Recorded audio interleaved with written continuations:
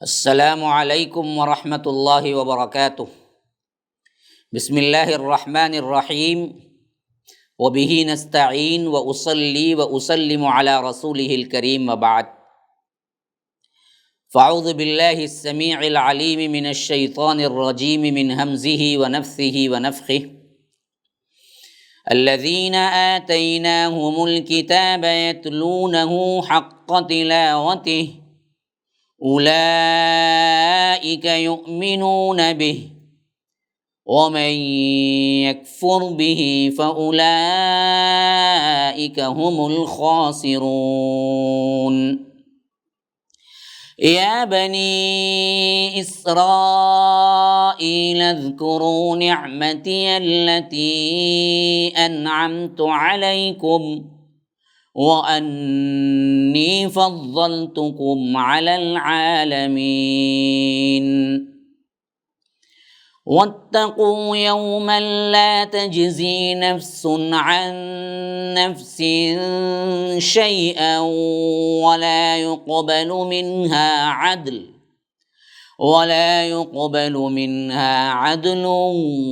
وَلَا تَنفَعُهَا شَفَاعَةٌ وَلَا هُمْ يُنصَرُونَ۔ اللهم أرنا الحق حقا وارزقنا اتباعه وأرنا الباطل باطلا وارزقنا اجتنابه۔ اللهم علمنا ما ينفعنا وانفعنا بما علمتنا وارزقنا علما۔ رب اشرح لي صدری ویسر لی امری واحلل عقدۃ من لسانی یفقہوا قولی۔ برادران اسلام، واجب الاحترام بزرگوں، دوستوں، عزیز ساتھیوں، لائق احترام ماؤں اور بہنوں، ابھی جو آیات میں نے آپ کے سامنے تلاوت کی ہیں، یہ آیت نمبر 121 اور 122 اور 123، تین آیات میں نے آپ کے سامنے تلاوت کی۔ جیسا کہ خطاب یہودیوں کی طرف تھا، مسلسل جاری و ساری تھا، یہ خطاب ان آیات کے ساتھ یہاں پر ختم ہو رہا ہے۔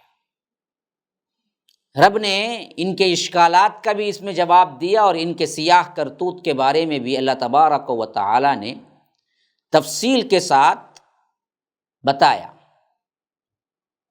اور یہ بھی بتایا کہ ان کے جو اشکالات ہیں اس سے ہرگز بھی متاثر نہ ہونا۔ اب دراصل یہاں پر فرما رہا ہے کہ الذین آتیناہم الکتاب، کہ جن کو ہم نے کتاب عطا کی، یتلونہ حق تلاوتہ، وہ اس کی تلاوت ایسے کرتے ہیں جیسے کہ اس کی تلاوت کا حق ہے۔ اولئک یؤمنون بہ، وہی ہیں جو اس پر ایمان رکھتے ہیں۔ ومن یکفر بہ فاولئک هم الخاسرون، اور جو اس کا کفر کرے گا وہی حقیقت میں خسارہ اٹھانے والا، نقصان اٹھانے والا ہوگا۔ اس پر خاص طور پر ہمیں معلوم ہونا چاہیے کہ قرآن مجید کے حقوق کیا ہیں، کیونکہ اللہ تبارک و تعالی فرما رہا ہے اب ان لوگوں کی تعریف میں، یعنی اصحاب رسول اللہ صلی اللہ علیہ وسلم کی تعریف، اور اس وقت کے لحاظ سے سب سے اہم ترین بات وہ کہ ان بدبختوں کے مقابلے میں وہ گروہ جو دراصل اس قرآن کو صحیح طور پر تلاوت کر رہا ہے، تو فرمایا کہ یہی اصل ایماندار ہے۔ اب دراصل آپ اپنے اوپر اس کو منطبق کر کے دیکھیے، مسلمانوں میں کتنے ہیں جن کو قرآن پڑھنا آتا ہے، سمجھ کے پڑھنا آتا ہے؟ پہلے پڑھنا ہی نہیں آتا، سمجھنا تو بہت کم۔ جبکہ اللہ کہتا ہے یتلونہ حق تلاوتہ، ہم نے جن کو یہ کتاب دی ہے، وہ کتاب دراصل کیا ہے؟ اس کو وہ پڑھتے ہیں، تلاوت کرتے ہیں جیسا کہ اس کا حق ہے۔ اس سلسلے میں لفظ تلاوت کا جو لفظ استعمال ہوا ہے قرآن میں، یہ بہت بڑا جامع لفظ ہے۔ تلا یتلو کا معنی پڑھنا بھی ہے، اور تلا یتلو کا معنی کسی کے پیچھے چلنا بھی ہے۔ ہاں، ایک معنی تو وہ ہے جو تلاوت کے لیے استعمال ہوتا ہے، ایک معنی وہ ہے جو دراصل کیا ہے، پیچھے پیچھے چلنے کے معنی میں بھی آتا ہے۔ جیسا کہ سورہ شمس کے پہلے 2 آیات میں یہی تلا کا لفظ آیا ہے، دیکھیے، والشمس وضحاها والقمر اذا تلاها، کہ سورج کی، چاند کی قسم اور اس کی دھوپ کی قسم، سورج کی، والشمس وضحاها، سورج اور اس کی دھوپ کی قسم، والقمر اذا تلاها، اور چاند کی قسم جب وہ اس کے پیچھے آتا ہے۔ جب آپ کوئی کتاب پڑھتے ہیں تو آپ اس کے متن کے ٹیکسٹ کے پیچھے پیچھے چل رہے ہوتے ہیں،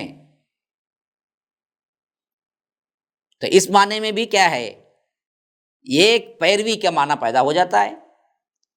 تو بعض لوگ جو زیادہ ماہر نہیں ہوتے، کتاب پڑھتے ہوئے اپنی انگلی جو ہے وہ ساتھ ساتھ چلاتے ہیں تاکہ نگاہ ادھر سے ادھر نہ ہو جائے، ایک سطر سے دوسری سطر پر نہ پہنچ جائے۔ تو اللہ تعالیٰ کی طرف سے نازل کردہ کتاب کی تلاوت کا حق اصل میں کیا ہے، آپ اس کتاب کو پڑھیں بھی، فالو بھی کریں۔ ایک تلا کے اندر 2 مطالب کے اندر کیا ہے، جو بھی معنی ہے ان تمام معنی پر کیا ہے، یہ الذین آتیناہم الکتاب شامل ہے۔ تو اپنا امام بنائیں اس کتاب کو، اس کے پیچھے چلیں، اس کا اتباع کریں، اس کی پیروی کریں، جس کی ہم دعا کرتے بھی ہیں، دعا سکھائی بھی گئی ہے، وَجَعَلْهُ لِي إِمَامًا وَنُورًا وَهُدًى وَرَحْمَةً، اللہ اس کتاب کو، اس قرآن کو ہمارے لیے امام بنا، نور بنا، ہدایت بنا، رحمت بنا۔ تو اس قرآن کو ہمارا امام اسی وقت ہم بنائیں گے نا جی، جب ہم یہ فیصلہ کر لیں کہ یہ سامنے ہے، اس کے پیچھے ہم چلیں گے۔ تو فرمایا کہ یہی وہ لوگ ہیں جو دراصل ایمان والے ہیں، یعنی جو اللہ کی کتاب کی تلاوت کا حق ادا کریں اور اس کی پیروی بھی کریں، وہ اصل ایمان والے ہیں۔ جو نہ تو تلاوت کا حق ادا کریں، نہ کتاب کی پیروی کریں، لیکن وہ دعویٰ کریں کہ ہمارا ایمان ہے اس کتاب پر، تو یہ زوائے خامخواہ لفاظی کے کچھ نہیں ہے، جھوٹا دعویٰ ہوگا۔ یاد رکھ لیجیے، جس شخص نے قرآن کی حرام کردہ چیزوں کو اپنے لیے حلال کر لیا، اس کا قرآن کے اوپر کوئی ایمان ہی نہیں ہے نا۔ پھر وہ کہاں اتباع کیا، کہاں تلاوت کیا؟ اور ساتھ میں فرما دیا وَمَن يَكْفُرْ فَأُولَٰئِكَ هُمُ الْخَاسِرُونَ۔ اب یہ یہود کی طرف اسی سلسلہ کلام سے جڑ گیا جو اوپر سے آ رہا تھا، جس کا آغاز 6 رکوع سے ہو چکا تھا۔ 5واں رکوع تو وہ تھا جو ان کے لیے ایک مقدمے کی حیثیت سے اللہ تبارک و تعالیٰ نے گفتگو کی، اور 6 رکوع سے مسلسل خطاب جو تھا وہ وہی خطاب تھا جو چلا آ رہا تھا یہودیوں کے تسلسل سے۔ اب اس میں بیوٹی دیکھیے، جو 2 آیات سے شروع ہوا مضمون، یا بنی اسرائیل اذکروا نعمتی التی انعمت علیکم وانی فضلتکم علی العالمین واتقوا یوما لا تجزی نفس عن نفس شیئا، انہی 2 آیات کے ساتھ اب دراصل کیا ہے، یہاں اختتام بھی ہو رہا ہے جو 6 رکوع میں شروع ہوا تھا۔ اب آگے دیکھیے، اس کتاب کے بارے میں بتانے کے بعد بالکل وہی آیات، صرف ایک لفظ کی تبدیلی کے ساتھ اللہ تبارک و تعالیٰ نے 122 اور 123 یہ آیت پھر وہی رکھ دیے ہیں۔ فرمایا کہ اے بنی اسرائیل، یاد کرو میرے اس انعام کو جو میں نے تم پر کیا، اور یہ کہ میں نے تمہیں فضیلت دی تمام اہل عالم پر۔ اب یہ 122 کی جو آیت ہے ہو بہو، یہ بھی آئینی ہی ان الفاظ کے ساتھ ہی 6 رکوع کے آغاز میں بھی آ چکی تھی، جو 47 آیت نمبر ہے۔ 47 سے جو شروع ہوا خطاب یہودیوں کا، وہ مسلسل چل رہا ہے، اور اب یہ خطاب یوں سمجھو کہ دو بریکٹ کے درمیان، ان دو آیات گویا کہ بریکٹ تھے، اور ان بریکٹ کے درمیان کا جتنا حصہ تھا وہ خلاصہ تھا یہودیوں کا، جو اللہ تبارک و تعالیٰ نے رکھا تھا، جو 47 سے شروع ہو کر یہاں پر اختتام ہو رہا ہے۔ پھر وہی ان دو آیتوں پر جو 122 اور 123 پر ہے۔ 122 کی جو آیت ہے وہ تو ہو بہو وہی ہے جو وہاں پر آئی تھی، یا بنی اسرائیل اذکروا نعمتی التی انعمت علیکم وانی فضلتکم علی العالمین، وہاں پر بھی وہی آیا تھا، یہاں پر بھی یہی ہے۔ دوسری آیت واتقوا، ڈرو اس دن سے، یوم لا تجزی نفس عن نفس شیئا۔ یہ آیت دراصل کیا ہے، صرف لفظ کی ترتیب، اور وہ بھی تھوڑی سی ترتیب اس میں بدلی ہوئی ہے۔ عبارت کے شروع اور آخر والی بریکٹس ایک دوسرے کے بالکل برعکس ہوتے ہیں نا جی، اس کی گولائی دائیں طرف ہوتی ہے تو دوسری کی بائیں طرف، تو اسی طرح یہاں اور دوسری آیت کی ترتیب میں درمیانی طور پر تھوڑی سی تبدیلی کی گئی، گویا کہ ایک بریکٹ سے شروع ہوئی ہے، دوسرا جو بریکٹ آ رہا ہے وہ کلوز ہو رہا ہے۔ اس طرح فرمایا واتقوا، دیکھو ڈرو اس دن سے، یوم لا تجزی نفس عن نفس شیئا، کہ وہاں پر کوئی جان کسی دوسرے جان کے کچھ کام نہیں آ سکے گی، اور نہ اس سے کوئی فدیہ قبول کیا جائے گا، نہ انہیں کوئی مدد مل سکے گی۔ اب وہاں پر جو تھا 48 میں واتقوا یوم لا تجزی نفس عن نفس شیئا ولا يقبل منها شفاعت ولا يؤخذ منها عدل ولا هم ينصرون تھا، اور یہاں پر ولا يقبل منها عدل، ایک لفظ کی تبدیلی ہو گئی بس، ولا يقبل منها عدل ولا تنفعها شفاعہ۔ فرمایا کہ کوئی فدیہ نہیں لیا جائے گا تم سے، اور کوئی شفاعت کام نہیں دی جائے گی، کوئی شفاعت نفع نہیں دے گی، اور کہیں سے تمہاری مدد نہیں کی جائے گی۔ ایک لفظ کی تبدیلی کے ساتھ آیت وہی ہے۔ یہاں عدل سے پہلے، شفاعت بعد میں، اور وہاں شفاعت پہلے، عدل بعد میں، بس یہی ایک تبدیلی ہوئی ہے آیت میں، اور ٹکڑا جوں کا تو ویسے ہی ہے۔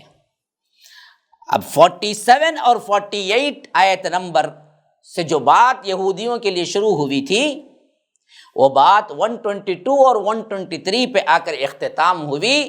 دونوں کے آیات کے درمیان ان سب کی ہسٹری، کٹا چھٹا، عادات اور برائیاں، سیاہکاریاں، تاریخ، اور اس کے ساتھ ساتھ سب سے اہم ترین پیغام امت مسلمہ کو کہ یہ کیسے اپنے جو عہدہ اللہ نے دیا تھا، جو عظمت دی تھی، اس کو ان لوگوں نے کیسے کھویا، اور کس طرح برباد ہوئے، کن کارناموں کے عوض اللہ تبارک و تعالی کا ان بدبختوں پر عذاب نازل ہوا، اسے تنبیہ کرتے ہوئے ہمارے لیے مضمون یہ ٹھہرا کہ کل خلاصہ یہی ہے اصل میں کہ ان بدبختوں نے اللہ کی کتاب کو نہیں پکڑا۔ اسی واسطے بریکٹ کلوز ہونے سے پہلے دیکھیے، ان دو آیات سے 122 اور 3 سے پہلے 121 میں ہمیں صاف پیغام دے دیا گیا۔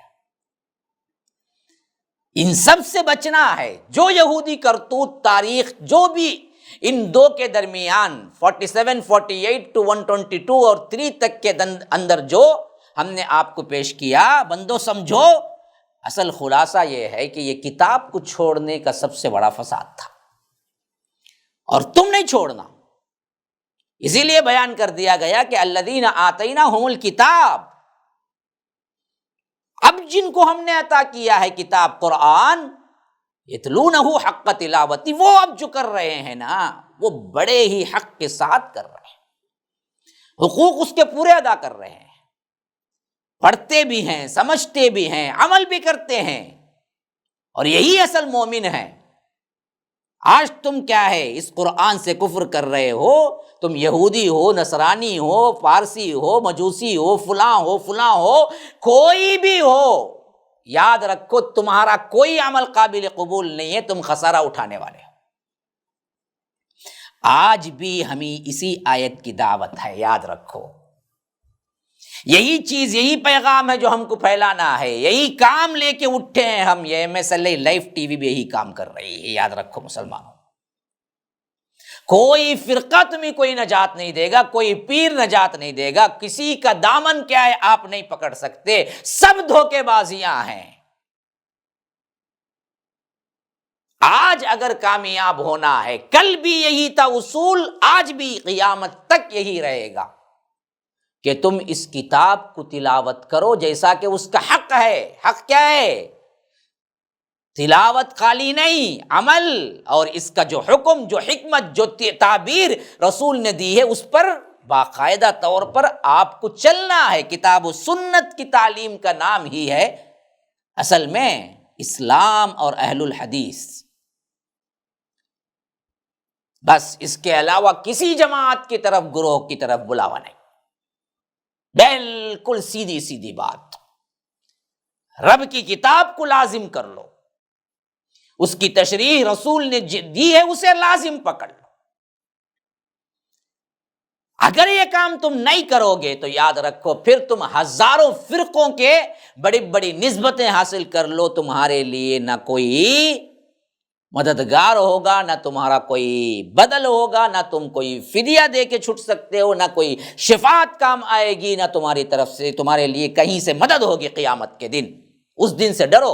یہاں چکمہ دے سکتے ہو، یہاں دھوکہ دے سکتے ہو، یہاں لال لال کیا ہیں پکڑیاں باندھ کر، ہری ہری پکڑیاں باندھ کر، لمبے لمبے ہزار دانے کی تسبیح ڈال کر یہاں عوام کو بے وقوف بنا سکتے ہو، یہاں جبہ خبے میں کیا ہے پان چباتے ہوئے آپ کچھ بھی کہہ لے سکتے ہیں، لیکن رب کے پاس واتقوا یوما، یاد رکھو قیامت کے دن، اس دن سے ڈرو۔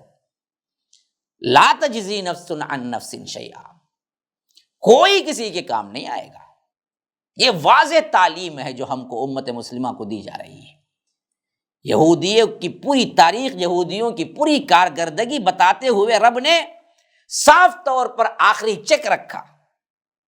121 کی یہ آیت کبھی نہ بھولنا جو رب نے فرما دیا،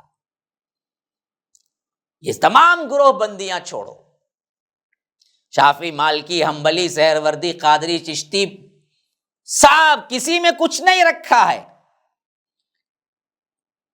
اصل چیز اس کتاب کو مضبوطی سے پکڑ لو، اس قرآن کو مضبوطی سے پکڑ لو، اس قرآن کا ایکسپلینیشن حدیث کو مضبوطی سے پکڑ لو، ورنہ تو کل اللہ کے رسول خود تمہارے خلاف کھڑے ہو جائیں گے۔ یاد رکھو وقال الرسول یا ربی ان قوم اتخذوا هذا القرآن مہجورا۔ وہ موقع بھی کیا موقع ہوگا، بدبختی کا کیا عالم ہوگا جب رسول کیا ہیں خلاف میں کھڑے ہو کے کہیں گے کہ اے اللہ یہ وہ قوم ہے جس بدبختوں نے ان لوگوں نے کیا کیا، قرآن کو چھوڑ دیا۔ صاف طور پر قرآن دے گیا مہینے، لیکن انہوں نے کسی امام کی اقوال کی پیروی کر لے، کسی امام کو اٹھا کے بنا دیا، کسی پیر کو اٹھا کے بنا دیا، کسی کو کیا ہے سرکار بنا دیا، کسی کو کیا ہے غوث اعظم بنا دیا، کسی کو کیا ہے گنج بخش بنا دیا، کسی کو کیا ہے داتا بنا دیا۔ یہ بدبخت اپنے بنائے، میں تو واضح ان کو قرآن دے گیا تھا، تم لوگوں نے برباد کر دیا۔ اس وقت پھر کیسے بخشے جاؤ گے جب رسول خلاف میں کھڑے ہوں گے تمہارے؟ ذرا تصور کرو، اللہ کے رسول صلی اللہ علیہ وسلم کھڑے ہو کے اپنی امت کے بارے میں یہ فریاد جب کریں گے جو قرآن میں اللہ نے ذکر کیا ہے، خاص طور پر فرقان کے اندر، وقال الرسول یا ربنا قوم اتخذوا هذا القرآن مہجورا، اس وقت کہاں سے بچو گے؟ اس وقت کہاں سے اللہ کے رسول کے خلاف گواہ لاؤ گے؟ اور اللہ کے رسول کے التجا پر اللہ چھوڑ دے گا ایسے ہی ایسے شخص کو جس نے قرآن کو زندگی بھر نہ کبھی پڑھا، نہ سیکھا، نہ عمل کیا، نہ اس کے لیے کبھی کیا ہے شوق و ذوق ابھرا، نہ کبھی اس کے لیے اپنا تن من دھن لگایا، ارے ادنا سی کوشش کی کبھی، نہیں، کتنوں کی زندگیاں ہیں جو 50 کی ہو گئی، 60 کی ہو گئی، کبھی قرآن کا ایک پیج نہیں پڑھا، نہ پڑھنا آتا ہے، پڑھا بھی نہیں، پڑھنا بھی آتا نہیں۔ ایسوں کو کیا اللہ تبارک و تعالی جنت بھیج دے گا سیدھے سیدھے؟ احسب الناس ان یقولوا ان یترکوا آمنا، بس اتنا کہنے پر کہ ہم ایمان لائے تم کو چھوڑ دیا جائے گا؟ وہم لا یفتنون، تم کو ہم آزمائیں گے نہیں۔ وَلَقَدْ فَتَنَّا الَّذِينَ مِن قَبْلِهِمْ، اس سے پہلے جتنے آئے تھے ان سب کو ہم نے آزمایا۔ تمہیں کوئی امتحان نہیں، سیدھے سیدھے پاس ہو جاؤ گے۔ تمہارے لیے اللہ تبارک و تعالی سوال نہیں رکھے گا کہاں زندگی کھپایا، کہاں جوانی کھپایا۔ لا تزول قدم ابن آدم حتی یسأل عن 50 عن عمرہ فیما افنا وعن شبابہ فیما ابلاہ۔ 5 سوالات ہیں جن کا جواب دیے بغیر حشر کے میدان میں لوگ حرکت بھی نہ کر سکیں گے۔ اور فرمایا اللہ کے رسول صلی اللہ علیہ وسلم نے سب سے پہلا سوال تو عمر کے متعلق، کہاں کھپایا، کہاں فنا کیا، کہاں لٹایا، کیسے گزارا؟ بتا، 60 سال ملے، 50 سال ملے، 40 سال ملے، اس میں صرف سوتا رہا، کھاتا رہا، موویز دیکھتا رہا، ڈانس دیکھتا رہا، حرام کاری کرتا رہا۔ اسلام کے لیے کیا کیا؟ اسلام کتنا حاصل کیا؟ قرآن کتنا پڑھا؟ عمل کتنا کیا؟ جواب کیا ہے مسلمانوں؟ سوچو ذرا، کیا جواب ہے؟ اگر تم نے تیاری کر لی ہے، جواب ہے کہ ہاں، جب سے شعور پایا قرآن پڑھتا رہا، جہاں تک ہو سکے عمل کرتا رہا، پھر تو خوش نصیب ہیں۔ اولئک یؤمنون بہ، اس خطاب کے مستحق ہو گئے، یہی ہیں ایمان والے۔ لیکن اگر اس کی نفی میں ہے جواب، ہم نے نہ تلاوت کی نہ جانا، لا دریت ولا تلیت، ہم نے اس کو سمجھا نہ تلاوت کی، تو اللہ کے رسول صلی اللہ علیہ وسلم کہتے ہیں کہ قبر میں اس سوال پر جب مردہ یہ کہے گا کہ لا دریت ولا تلیت، نہ میں نے کیا ہے جانا، نہ میں نے تلاوت کی، تو پھر تو کیا ہے، رب العالمین کی طرف سے اس پر عذاب کا فرشتہ مقرر ہوگا جو اس کو کوڑے مارے گا، اور ہتھوڑا جب چلائے گا اس ہتھوڑے سے اس پر پڑے گا مار، تو حدیث میں ہے کہ 70 گز اندر چلا جائے گا مردہ، اور ایسی چیخ چیخے گا جس میں فرمایا جن و انس کو چھوڑ کر اطراف و اکناف کی تمام مخلوق، تمام جاندار جانور سنتے کہ اللہ کے رسول کہتے ہیں میں اللہ سے دعا کرتا یہ چیخ جیسے اطراف و اکناف کے جاندار سنتے ہیں ویسے انسان بھی سن لیں، لیکن مجھے خدشہ ہوا کہ کہیں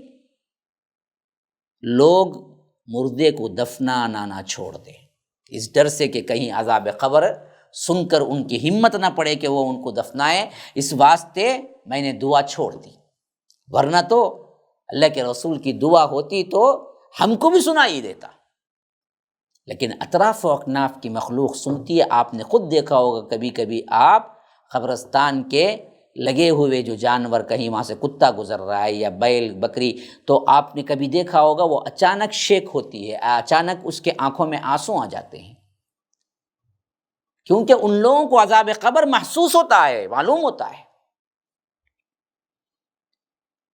تو اللہ تبارک و تعالیٰ کی کلام کی ذمہ داری بہت اہم ہے مسلمانوں۔ اللہ نے جو کلام ہم کو دیا ہے، اس کلام کا حق ہے کہ اس کو پڑھو، اسے فالو کرو، اس پر عمل کرو۔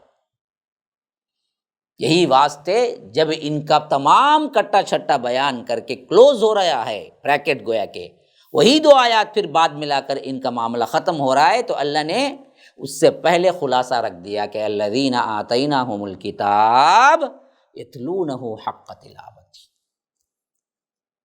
یہ وہ لوگ ہیں جو ان تمام سے مبرہ، جن کو اب ہم نے پریزنٹ امت مسلمہ بنایا ہے، اور اصحاب رسول اللہ صلی اللہ علیہ وسلم کو ہم نے تبدیل کر کے جو دیا ہے، ان کو امامت سے ہٹایا، معزول کیا، اور ان کو اللہ کے غضب میں گرفتار ہوئے قیامت تک، فباؤ بغضب علی غضب۔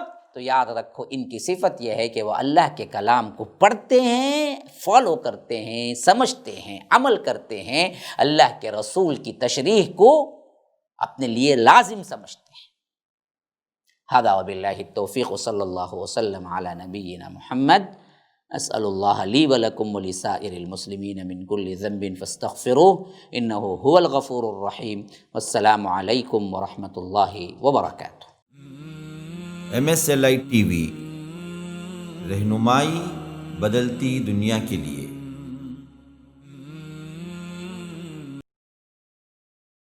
السلام علیکم ورحمۃ اللہ وبرکاتہ۔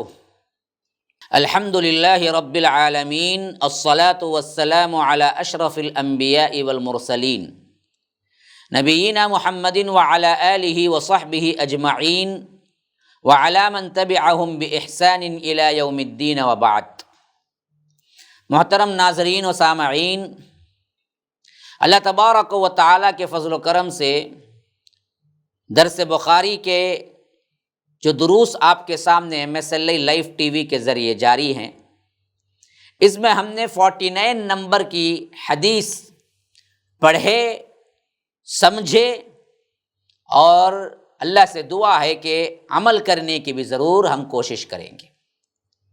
میں نے بتایا تھا کہ امام بخاری رحمہ اللہ کتاب الایمان کے اندر جتنے احادیث لائے ہیں، ان تمام میں اصل بات جو ہے وہ یہ بات سمجھانے کے لیے لائے ہیں کہ ایمان صرف مجرد قول کا نام نہیں ہے، بلکہ ایمان عمل کے اندر پختگی اور ایمان میں بڑھوتری اور کمی پیدا ہونا، اور عمل کا ایمان کے اندر داخل ہونا، یہ تمام باتیں ثابت کرنے کے لیے امام بخاری رحمہ اللہ نے احادیث کو لائے ہیں۔ خاص کر مرجئہ کی تردید، جنہوں نے ایمان کو محض قول قرار دے کر عمل سے فارغ ہو گئے تھے، اور گناہ کو اور اس کے کرنے کو ایمان کے منافی نہیں سمجھتے تھے۔ پھر اس کے بعد 49 حدیث نمبر، جس کو امام بخاری رحمہ اللہ نے اس طرح لائے ہیں کہ اللہ کے رسول صلی اللہ علیہ وسلم لیلۃ القدر کی خبر دینے کے لیے نکلے، اور کوئی 2 شخص لڑ رہے تھے، جس کی وجہ سے اللہ تعالیٰ نے اللہ کے رسول صلی اللہ علیہ وسلم کے دل سے اٹھا لیا وہ۔ پھر اس کے بعد امام بخاری رحمہ اللہ اس حدیث کو لانے کے بعد باب یہ باندھتے ہیں کہ باب سؤال جبرائیل النبی صلی اللہ علیہ وسلم عن الایمان والاسلام والاحسان وعلم الساعۃ۔ اللہ کے رسول صلی اللہ علیہ وسلم سے جبرائیل جو سوال کرتے ہیں ایمان، اسلام اور احسان اور قیامت کی نشانیوں کے بارے میں، اس کے بیان میں، پھر اس کے بعد جیسا کہ ایک خاص انداز ہے امام بخاری رحمہ اللہ کا کہ باب کی تشریح یا تو احادیث سے، یا تو قول صحابی سے، یا قرآن کی آیت سے مختصر ترین الفاظ اختیار کرتے ہوئے سمجھا دینا، یہ بڑا یونیک انداز ہے امام بخاری رحمہ اللہ کا۔ پھر اس کی تائید میں جو حدیث لانا ہے وہ حدیث لاتے ہیں۔ تو 50 حدیث لانے سے پہلے اشارہ دیے کہ اللہ کے رسول صلی اللہ علیہ وسلم نے ایمان، اسلام، قیامت کی نشانیاں یہ سب بیان کر کے فرمایا کہ اتاکم یعلمکم دینکم، کہ تم کو تمہارا دین سکھانے کے لیے آئے تھے حضرت جبرائیل۔ تو کل اسلام، ایمان کو دین کہا، اور ایسے ہی وفد عبد القیس جو آیا تھا اس کو بھی کل باتوں کو، جس میں ایمان، اسلام اور عمل بھی تھا، اللہ کے رسول نے دین کہا۔ اور اسی طرح فرمایا کہ سورہ آل عمران کے اندر اللہ تبارک و تعالی نے جو ذکر کیا ہے، اس میں بھی کل دین کو اسلام کہا ہے، تو اس واسطے عمل اسلام کے اندر داخل ہے۔ ایمان کہہ کر کبھی اسلام مراد ہوتا ہے، اور دین کہہ کر بھی کبھی اسلام مراد ہوتا ہے، اور ایمان کہہ کر بھی کبھی دین مراد ہوتا ہے۔ یہ تمام چیزیں لازم و ملزوم ہیں۔ اب دراصل وہ حدیث لا رہے ہیں جس میں اللہ کے رسول صلی اللہ علیہ وسلم سے جبرائیل علیہ السلام نے سوال کیا۔ فرمایا کہ حدثنا مسدد قال حدثنا اسماعیل بن ابراہیم اخبرنا ابو حیان التیمی عن ابی زرعہ عن ابی ہریرہ قال كان النبي صلى الله عليه وسلم بارزا يوما للناس فأتاه رجل فقال ما الإيمان؟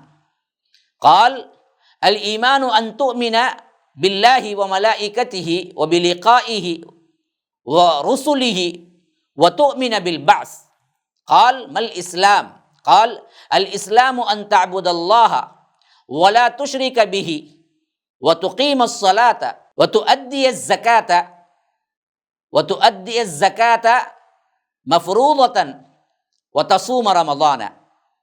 قال ما الإحسان؟ أن تعبد الله كأنك تراه فإن لم تكن تراه فإنه يراك. قال متى الساعة؟ قال ما المسؤول بأعلم من السائل. سأخبرك عن أشراطها إذا ولدت الأمة ربها وإذا تطاول رعاة الإبل البهم في البنيان في 5 لا يعلمهن إلا الله. ثم تلا النبي صلى الله عليه وسلم إن الله عنده علم الساعة. ثم أدبر فقال ردوه فلم يروا شيئا فقال هذا جبريل جاء يعلم الناس دينهم. قال أبو عبد الله جعل ذلك كله من الایمان. حدیث جو 50 میں نے ابھی آپ کے سامنے تلاوت کی، اس کا ترجمہ اس طرح ہے۔ ہم سے مسدد نے بیان کیا، انہوں نے کہا کہ ہم سے اسماعیل بن ابراہیم نے بیان کیا، انہوں نے کہا کہ ہم کو ابو حیان تیمی نے ابو زرعہ سے خبر دی، اور انہوں نے حضرت ابو ہریرہ سے نقل کیا کہ ایک دن اللہ کے رسول صلی اللہ علیہ وسلم لوگوں میں تشریف فرما تھے کہ آپ کے پاس ایک شخص آیا اور پوچھنے لگا ایمان کسے کہتے ہیں؟ آپ صلی اللہ علیہ وسلم نے فرمایا کہ ایمان یہ ہے کہ تم اللہ کے وجود اور اس کی وحدانیت پر ایمان لاؤ، اور اس کے فرشتوں کے وجود پر، اور اللہ کے ملاقات کے برحق ہونے پر، اور اس کے رسولوں کے برحق ہونے پر، اور مرنے کے بعد دوبارہ اٹھنے پر ایمان لاؤ۔ تو پھر اس نے پوچھا کہ اسلام کیا ہے؟ تو آپ صلی اللہ علیہ وسلم نے پھر جواب دیا، اسلام یہ ہے کہ تم خالص اللہ کی عبادت کرو اور اس کے ساتھ کسی کو شریک نہ بناؤ، اور نماز قائم کرو، زکوٰۃ فرض ادا کرو، اور رمضان کے روزے رکھو۔ پھر اس نے احسان کے متعلق پوچھا، تو آپ نے فرمایا کہ احسان یہ ہے کہ تم اللہ کی عبادت اس طرح کرو گویا کہ تم اسے دیکھ رہے ہو۔ اگر یہ درجہ حاصل نہ ہو تو پھر یہ سمجھو کہ وہ تم کو دیکھ رہا ہے۔ پھر اس نے پوچھا کہ قیامت کب آئے گی؟ تو آپ صلی اللہ علیہ وسلم نے فرمایا اس کے بارے میں جواب دینے والا پوچھنے والے سے زیادہ کچھ نہیں جانتا، یعنی تمہارا علم میرا علم دونوں اس بارے میں برابر ہیں، البتہ میں تمہیں اس کی نشانیاں بتلا سکتا ہوں۔ فرمایا کہ وہ یہ ہیں کہ جب لونڈی اپنے آقا کو جنے گی، اور جب سیاہ اونٹوں کے چرانے والے دیہاتی لوگ ترقی کرتے کرتے مکانات کی تعمیر میں ایک دوسرے سے بازی لے جانے کی کوشش کریں گے۔ یاد رکھو قیامت کا علم ان 5 چیزوں میں سے ہے جن کو اللہ کے علاوہ کوئی نہیں جانتا۔ پھر آپ صلی اللہ علیہ وسلم نے لقمان کی وہ آیت پڑھی جس میں اللہ تبارک و تعالی فرماتا ہے کہ اللہ ہی کو قیامت کا علم ہے کہ وہ کب ہوگی، آخر تک پوری آیت پڑھی۔ پھر وہ پوچھنے والا پیٹھ پھیر کر چلا گیا، تو آپ صلی اللہ علیہ وسلم نے اسے کہا کہ واپس بلا کر لاؤ۔ لوگ دوڑ پڑے مگر وہ کہیں نظر نہ آیا۔ تو آپ صلی اللہ علیہ وسلم نے فرمایا کہ یہ جبرائیل تھے جو لوگوں کو ان کا دین سکھانے کے لیے آئے تھے۔ امام بخاری یعنی ابو عبداللہ امام بخاری فرماتے ہیں کہ آپ صلی اللہ علیہ وسلم نے ان تمام باتوں کو ذکر کرنے کے بعد، جو کہ جبرائیل اور اللہ کے رسول صلی اللہ علیہ وسلم کے درمیان سوال جواب کی صورت میں ہوئے، اللہ کے رسول صلی اللہ علیہ وسلم نے ان کو لفظ دین سے قرار دیا. تو ان تمام باتوں کو ایمان کہنا بالکل صحیح بات ہے، جس میں عمل بھی تھا، اعتقادات بھی تھے، تمام چیزیں تھیں. تو یہ جو حدیث جو طویل ترین بھی ہے اور اہم ترین بھی ہے، بنیادی باتوں میں سے ہے،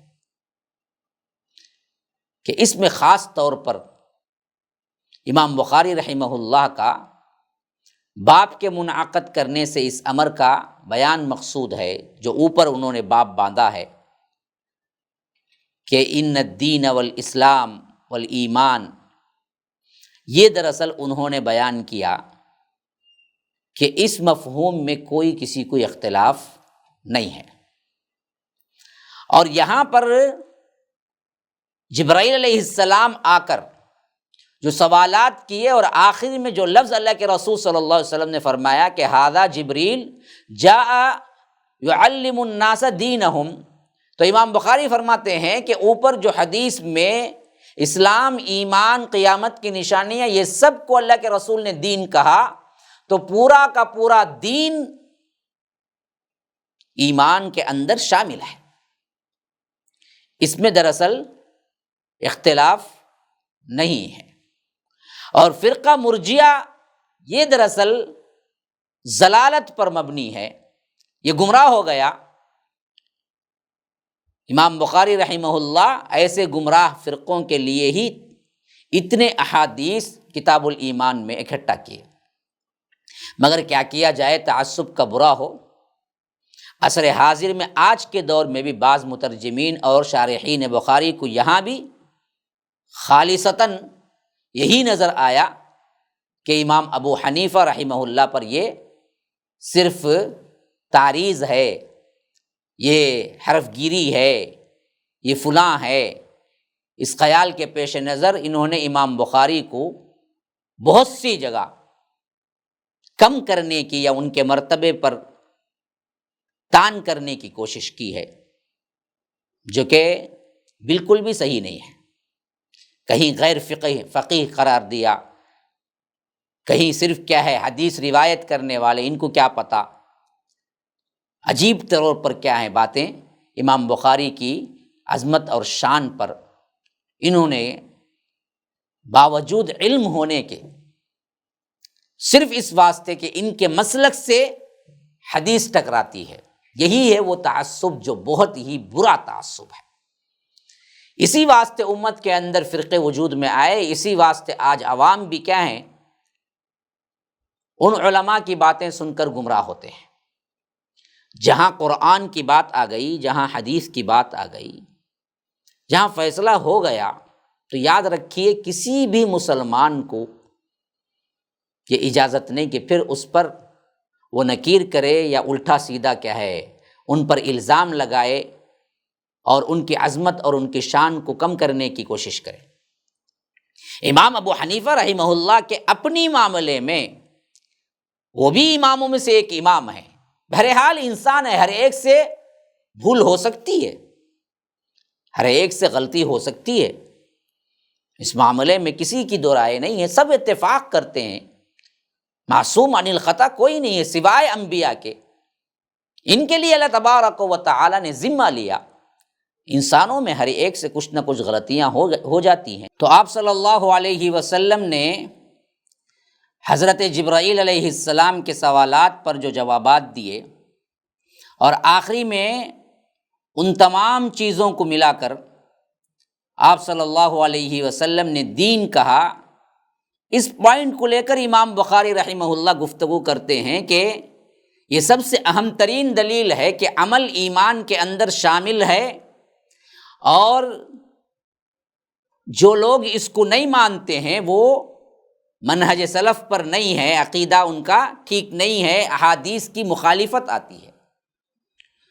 تو اسی طرح ہم دیکھتے ہیں کہ امام بخاری اتنے احادیث کو لا کر بالدلائل ثابت کرنے کے باوجود بھی امام ابو حنیفہ کو ماننے والے حنفی جنہوں نے اپنے مسلک کی تائید میں شروحات لکھی بخاری کی، ان میں ایک کیا ہے انوار الباری، جو بڑی مشہور شرح ہے دیوبندیوں کی۔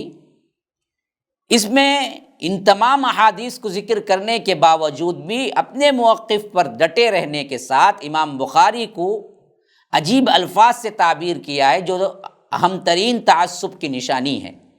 اس کی عبارت میں پڑھ کے سناتا ہوں، دیکھیے انوار الباری جلد دوم صفحہ 160 پر 8 پہ لکھتے ہیں کہ امام بخاری رحمہ اللہ میں تأثر کا مادہ زیادہ تھا، اور اپنے اساتذہ حمیدی، نعیم بن حماد، خرامی، اسحاق بن راہوے، عروہ، ان سے زیادہ متاثر ہو گئے تھے، جن کو امام صاحب وغیرہ سے للہ بغض تھا، حالانکہ وہ بھی اللہ کے بندے تھے۔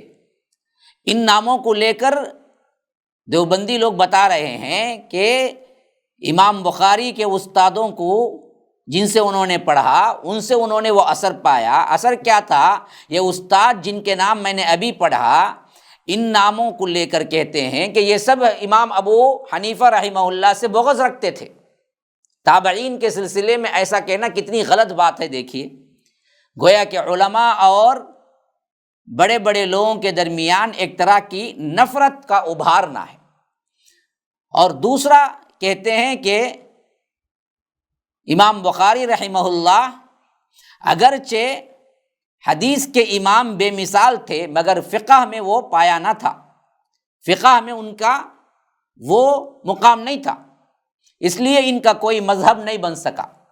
حالانکہ امام ابو حنیفہ کا بھی کوئی مذہب انہوں نے نہیں بنایا، بعد میں آگے چل کر انہوں نے بنا لیا۔ اب احادیث کو پیش کرنے سے مذہب کہاں سے بنے گا؟ اور مذہب بنانے کی ضرورت کیا؟ دین اسلام جو مذہب ہے بڑا پیارا، صاف لکھتے ہیں کہ اسی واسطے امام بخاری کا مذہب نہ بن سکا، امام اعظم کا مذہب کیوں بنا؟ کہ ان کی فقہی باریکیوں کو سمجھنے کے لیے بہت اونچا درجے کی فقہ ضرورت تھی، تفقہ ضرورت تھا۔ جو اسے نہیں سمجھا وہ ان کا مخالف ہو گیا۔ یعنی جو مخالفتیں حدیث کی ہمیں نظر آتی ہیں، امام بخاری رحمہ اللہ جن کو لا کر بتا رہے ہیں یہ حدیث کیا ہے، خلاف ہے یہ فلاں اصول کے، تو گویا کہ کیا ہے، حدیث کا خلاف نہیں ہے۔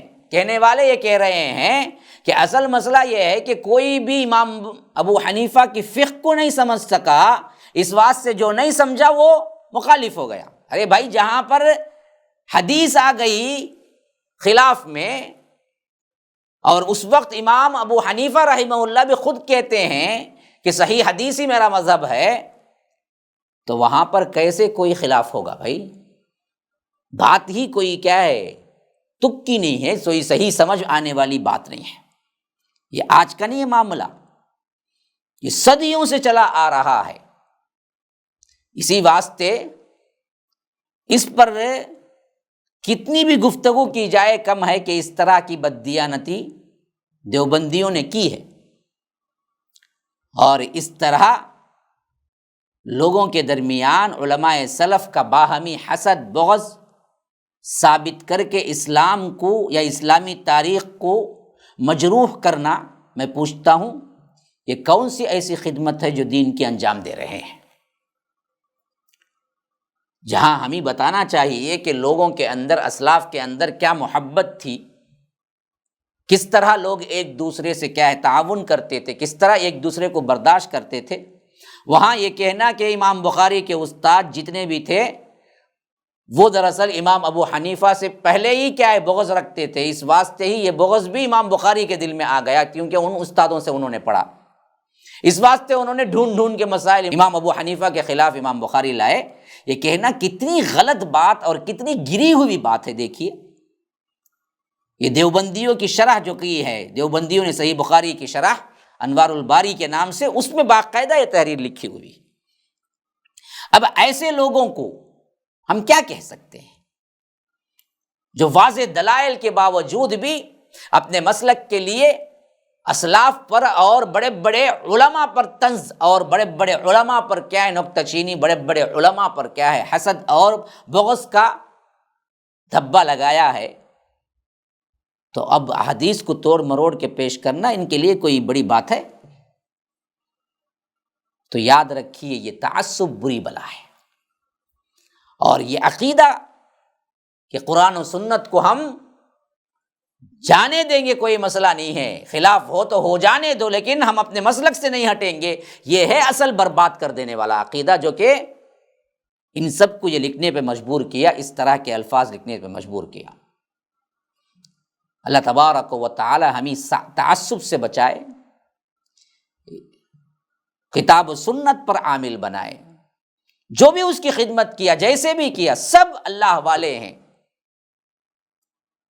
اور ان کے ہاتھوں کوئی غلطی ہوئی تو بس ہم یہ کہہ سکتے ہیں کہ تلک امۃ قد خلت لہا ما کسبت، یہ ایک امت تھی جو گزر چکی، جو انہوں نے کمایا وہ ان کے ساتھ ہے، اور جو ہم کمائیں گے وہ ہم سے پوچھا جائے گا۔ وَلَكُمْ مَا كَسَبْتُمْ وَلَا تُسْأَلُونَ عَمَّا كَانُوا يَعْمَلُونَ، وہ جو کچھ بھی کر گئے تھے ان کے بارے میں ہم سے سوال نہیں ہوگا قبر میں۔ ہمیں اپنے ایمان کی حفاظت کی فکر کرنی چاہیے۔ مدافعت کے نام پر اکابرین اور بڑے بڑے لوگ، شیوخ کے اندر حسد اور کینہ، بغض، ان چیزوں کو آپ ہوا دے کر اور عوام کو بتا کر کے یہ پہلے سے ہی دشمن تھے، ان استادوں سے انہوں نے پڑھا اور اس واسطے ہی کیا ہے ان کی دشمنی تھی۔ کیوں؟ اصل مسئلہ کیا ہے کہ ان لوگوں کا یقین اور اعتقاد یہی ہے کہ ایمان نہ کمی پیشی ہوتی ہے، نہ گھٹتا ہے، نہ بڑھتا ہے، ایمان صرف قول کا نام ہے۔ پھر اس کے بعد جو اسی واسطے ہم دیکھتے ہیں کہ بریلویوں یا دیوبندیوں میں عمل نہ ہونے کے برابر ہے۔ کیوں؟ یہ اعتقاد ہی جو مرجئہ کا عقیدہ ہے کہ لا الہ الا اللہ کہہ لو، جو چاہے کرتے رہو، کوئی مسئلہ نہیں۔ یہ عقیدہ اندر سے کیا ہے؟ کار فرما ہے، اس واسطے عمل سے بے نیاز ہو گئے، اور یہی پٹی پڑائی تو عوام بھی جاہل تھی، اور ان کو بھی کیا ہے بہت اچھا موقع ملا۔ عمل نہ کرو، ایمان کا دعویٰ کرو، چند جزوی رسمیں کر لو، عرس منا لو، بدعت و خرافات کی چند چیزیں رکھ لیے، بس مسئلہ ختم، پھر جو چاہے کرتے رہو، سیدھے جنت جاؤ گے۔ اللہ تبارک و تعالی اس طرح کے علماء سوء اور اس طرح کے عقائد سے ہمیں بچائے۔ ھذا وباللہ التوفیق، صلی اللہ وسلم علی نبینا محمد۔ اسأل اللہ لی ولکم ولسائر المسلمین من کل ذنب فاستغفروہ انہ هو الغفور الرحیم۔ والسلام علیکم ورحمۃ اللہ وبرکاتہ۔ MSLI TV، رہنمائی بدلتی دنیا کے لیے۔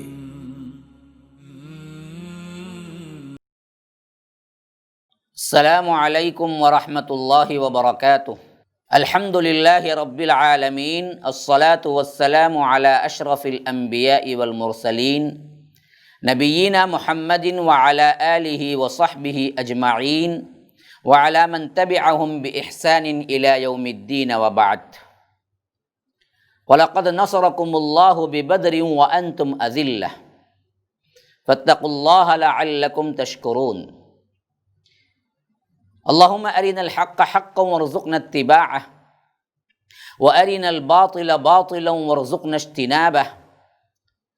اللهم علمنا ما ينفعنا وانفعنا بما علمتنا وارزقنا علما۔ رب اشرح لي صدري ويسر لي أمري واحلل عقدة من لساني يفقهوا قولي۔ برادران اسلام، واجب الاحترام بزرگوں، دوستوں، عزیز ساتھیوں، لائق احترام ماؤں اور بہنوں، سیرت النبی صلی اللہ علیہ وسلم اللہ کے فضل و کرم سے آپ کے سامنے تسلسل کے ساتھ آ رہی ہے۔ گزشتہ کا جو مضمون میں نے ادا کیا تھا، اس میں غزوہ بدر سے پہلے کے غزوات اور سریہ اور وہ اہم ترین واقعات جو کہ سیرت نگاروں نے درج کیا ہے، اور خاص کر اسلام کے اندر جس طرح پروپیگنڈا اور غلط فہمیاں پیدا کی گئی ہیں یورپین مؤرخین کے ذریعے، یا ان کے چیلے چانٹے جو مسلمانوں کے اندر بھی تاریخ کو لکھنے والے بن بیٹھے، اس کا میں نے تدارک کیا اور بتایا کہ اصل مقصود ان سریا اور غزوات سے نہ لوٹ مار تھا، نہ اللہ کے رسول صلی اللہ علیہ وسلم نے ظلم کیا تھا، یہ سب فتنے کو رفع کرنے کے لیے تھا، اور یہ تمام تر امن میں لوگوں کو لانے کے لیے کوشش کی گئی تھی، اور امن سب سے اہم ترین توحید میں ہے، اور فتنہ سب سے بڑا شرک میں ہے۔ پھر اس کے بعد اللہ تبارک و تعالی نے بھی ہر مسلمان پر اس فتنے کے خلاف لڑنے کے لیے اجازت ہی نہیں بلکہ فرض قرار دیا، نکلنا ہی نکلنا ہے، ہر ایک کو کوشش کر کے آنا ہے۔ اسی لیے فرمایا کہ وقاتلوہم، اب قتال کی اجازت نہیں بلکہ تمہارے لیے یہ امر کا صیغہ ہے، تمہارے لیے حکم ہے، قتال کرو، یہاں تک کہ لا تکون فتنہ، اب یہ شرک کمزور پڑ جائے اس حد تک کرو، حتیٰ کہ فرمایا کہ وَاقْتُلُوهُمْ حَيْثُ ثَقِفْتُمُوهُمْ وَأَخْرِجُوهُمْ مِنْ حَيْثُ أَخْرَجُوكُمْ، فرمایا کہ اللہ کی راہ میں جنگ کرو جیسے تم سے ان لوگوں نے جنگ کی ہے، اور انہیں جہاں پاؤ قتل کرو، جہاں سے انہیں تمہیں نکالا ہے وہاں سے تم انہیں نکالو،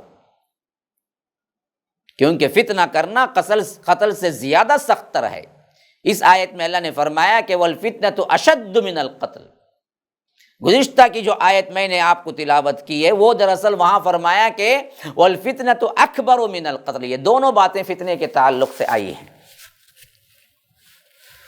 تو اللہ تبارک و تعالی نے اس حکم کے بعد تفصیلی طور پر سورہ محمد کی آیات بھی اتاری صلی اللہ علیہ وسلم کہ جب تم لوگ کفر کرنے والوں سے ٹکراؤ فَإِذَا لَقِيتُمُ الَّذِينَ كَفَرُوا فَضَرْبَ الرِّقَابِ، تو ان کے گردنیں مارو، حَتَّى إِذَا أَثْخَنْتُمُوهُمْ فَشُدُّوا الْوَثَاقَ فَإِمَّا مَنًّا بَعْدُ وَإِمَّا فِدَاءً حَتَّى تَضَعَ الْحَرْبُ أَوْزَارَهَا ذَلِكَ وَلَوْ يَشَاءُ اللَّهُ لَانتَصَرَ مِنْهُمْ وَلَكِنْ لِيَبْلُوَ بَعْضَكُمْ بِبَعْضٍ وَالَّذِينَ قُتِلُوا فِي سَبِيلِ اللَّهِ فَلَنْ يُضِلَّ أَعْمَالَهُمْ سَيَهْدِيهِمْ وَيُصْلِحُ بَالَهُمْ وَيُدْخِلُهُمُ الْجَنَّةَ عَرَّفَهَا لَهُمْ يَا أَيُّهَا الَّذِينَ آمَنُوا إِن تَنصُرُوا اللَّهَ يَنصُرْكُمْ وَيُثَبِّتْ أَقْدَامَكُمْ، فرمایا کہ مسلمانوں سنو، جب تم لوگ کفر کرنے والوں سے ٹکراؤ تو ان کی گردنیں مارو، فضرب الرقاب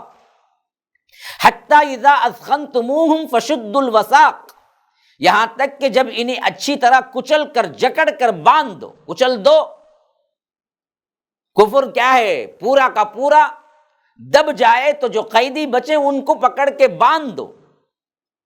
فَإِمَّا مَنًّا بَعْدُ وَإِمَّا فِدَاءً حَتَّى، ہاں اس کے بعد اگر احسان کر کے چھوڑ دو یا فدیہ لے کے،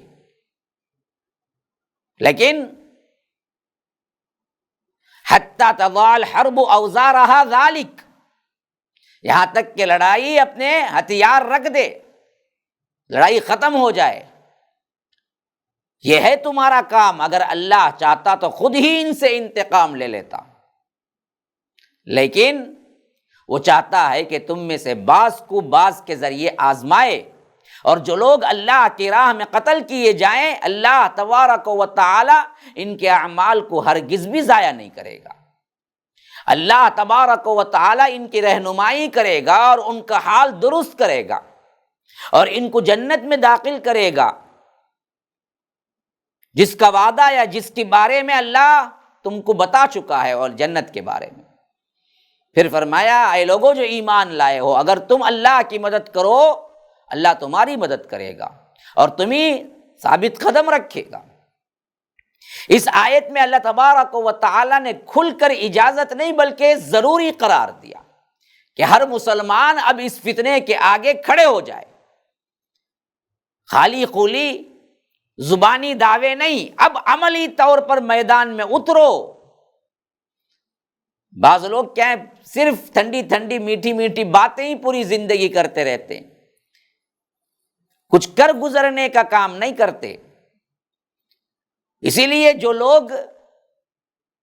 خالی اوپری باتیں کرنے والے تھے اور جنگ کا جیسا ہی حکم ملا اپنی جانوں کے خوف سے اور اپنی زندگی کی محبت سے کانپنے لگے، اللہ نے ان کو یا ان کی تصویر سورہ محمد ہی میں اس طرح کھینچی، فَإِذَا أُنزِلَتْ سُورَةٌ مُحْكَمَةٌ وَذُكِرَ فِيهَا الْقِتَالُ رَأَيْتَ الَّذِينَ فِي قُلُوبِهِم مَّرَضٌ يَنظُرُونَ إِلَيْكَ نَظَرَ الْمَغْشِيِّ عَلَيْهِ مِنَ الْمَوْتِ فَأَوْلَىٰ لَهُمْ۔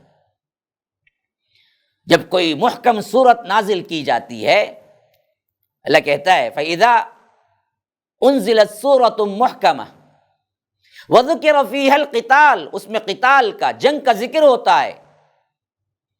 رَأَيْتَ الَّذِينَ فِي قُلُوبِهِم مَّرَضٌ، اللہ کے رسول صلی اللہ علیہ وسلم تم دیکھتے ہو جن لوگوں کے دلوں میں مرض ہے، نفاق کی بیماری ہے، ابھی سچے مسلمان نہیں ہوئے ہیں، نظر المغشی علیہ من الموت، وہ تمہاری طرف اس طرح دیکھتے ہیں جیسے وہ شخص دیکھتا ہے جس پر موت کی غشی طاری ہو رہی ہو۔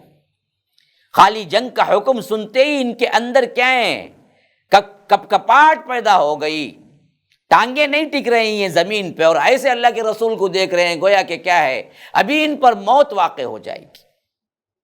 یہ تمام باتیں دراصل غزوہ بدر سے پہلے ہی نازل ہو گئی اور بتا دیا گیا کہ اب یہ فتنہ آگے بڑھے گا اور یہ بدبخت اس حد تک آگے جائیں گے کہ مدینے پر حملہ کرنے کا سوچیں گے۔ ایسے وقت میں خاموش بیٹھنا یا امن کی باتیں کرنا نہیں ہے، یہ بھی بہت بڑا امن قائم کرنے کے برابر ہے کہ ان کے لیے قتال کریں اور اٹھیں اور اس کا جواب برابر سے دیں۔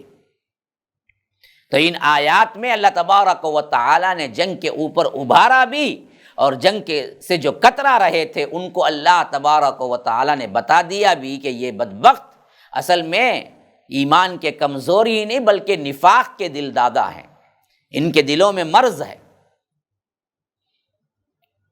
تو اب آئیے، یہ حالات تھے جب غزوہ بدر پیش آیا۔ کیسے پیش آیا؟ ابھی گزشتہ میں آپ کے سامنے غزوات کی لسٹ پیش کر رہا تھا جو غزوہ بدر سے پہلے پیش آئے تھے، تو اس میں نے غزوے کا ذکر کیا تھا جس کا نام تھا غزوہ عشیرہ یا ذو العشیرہ، جس میں ایک تجارتی قافلہ شام جاتے ہوئے راستے میں اللہ کے رسول صلی اللہ علیہ وسلم نے جو سریا بھیجا تھا، جو وفد بھیجا تھا، ان سے بچ نکلا اور یہ شام پہنچ گیا۔ وہاں سے تجارت کر کے جب یہ قافلہ پلٹ کے آ رہا تھا تو اللہ کے رسول صلی اللہ علیہ وسلم نے طلحہ بن عبید اللہ اور سعید بن زید کو ان کے حالات کا پتہ لگانے کے لیے روانہ کیا۔ یہ دونوں صحابی مقام حورا جو ایک مقام ہے وہاں تک پہنچے، اور جب ابو سفیان قافلہ لے کر وہاں سے گزرے جو ابھی مسلمان نہیں ہوئے تھے، تو یہ نہایت تیز رفتاری سے مدینہ پلٹے اور اللہ کے رسول صلی اللہ علیہ وسلم کو اطلاع دی کہ اللہ کے رسول، جو قافلہ شام جا رہا تھا، ذو العشیرہ کا جو وفد وہاں پہنچا تھا اس وقت بچ نکلا تھا، اب وہی قافلہ تجارت کر کے مال و اسباب کے ساتھ واپس آ رہا ہے اور اسی راستے سے پھر گزر رہا ہے جو مدینے سے مکہ جا رہا تھا جو راستہ۔ اور اس میں جو بات تھی سب سے اہم وہ یہ کہ اہل مکہ کی بہت بڑی دولت اس کے اندر تھی۔ کہا جاتا ہے کہ 1000 اونٹ تھے جن پر کم سے کم 50,000 دینار، 262 کلو سونے کے برابر ان لوگوں کے پاس سامان تھا، اور اس کی حفاظت یعنی اس قافلے پر رہنے والے جو لوگ تھے وہ صرف 40 لوگ تھے۔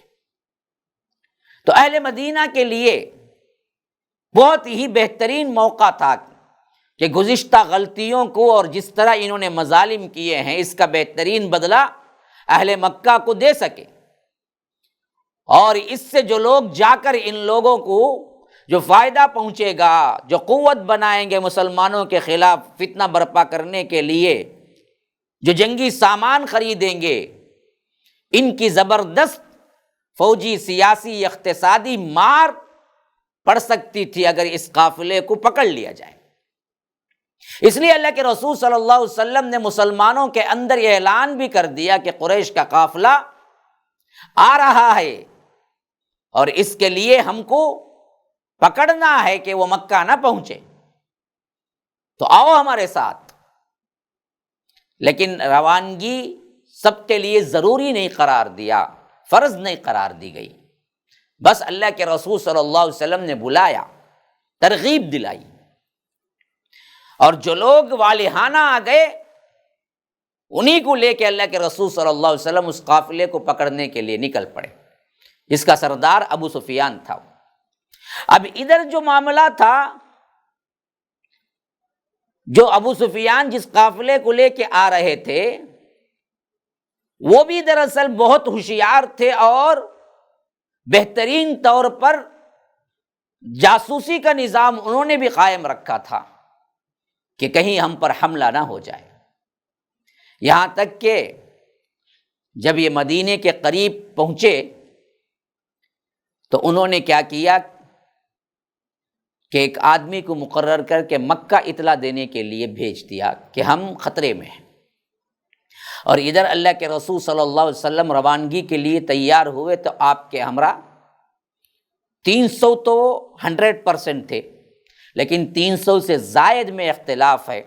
بعض روایتیں ہیں کہ 313 تھے، بعض کہتے ہیں کہ 314 تھے، بعض کہتے ہیں کہ 317 افراد تھے، جن میں سے 82 یا 83 یا 86 مہاجرین تھے، یعنی 80 پر 6 تک مہاجر لوگ تھے، بقیہ سب کے سب انصار میں سے تھے۔ 313 میں دگنی تعداد انصار کی تھی گویا کی، اور 80 پر 6 افراد تک مہاجرین کے تھے، اور انصار میں بھی قبیلہ اوس کے 60 افراد یا 61 افراد تھے، بقیہ سب کے سب قبیلہ خزرج کے تھے۔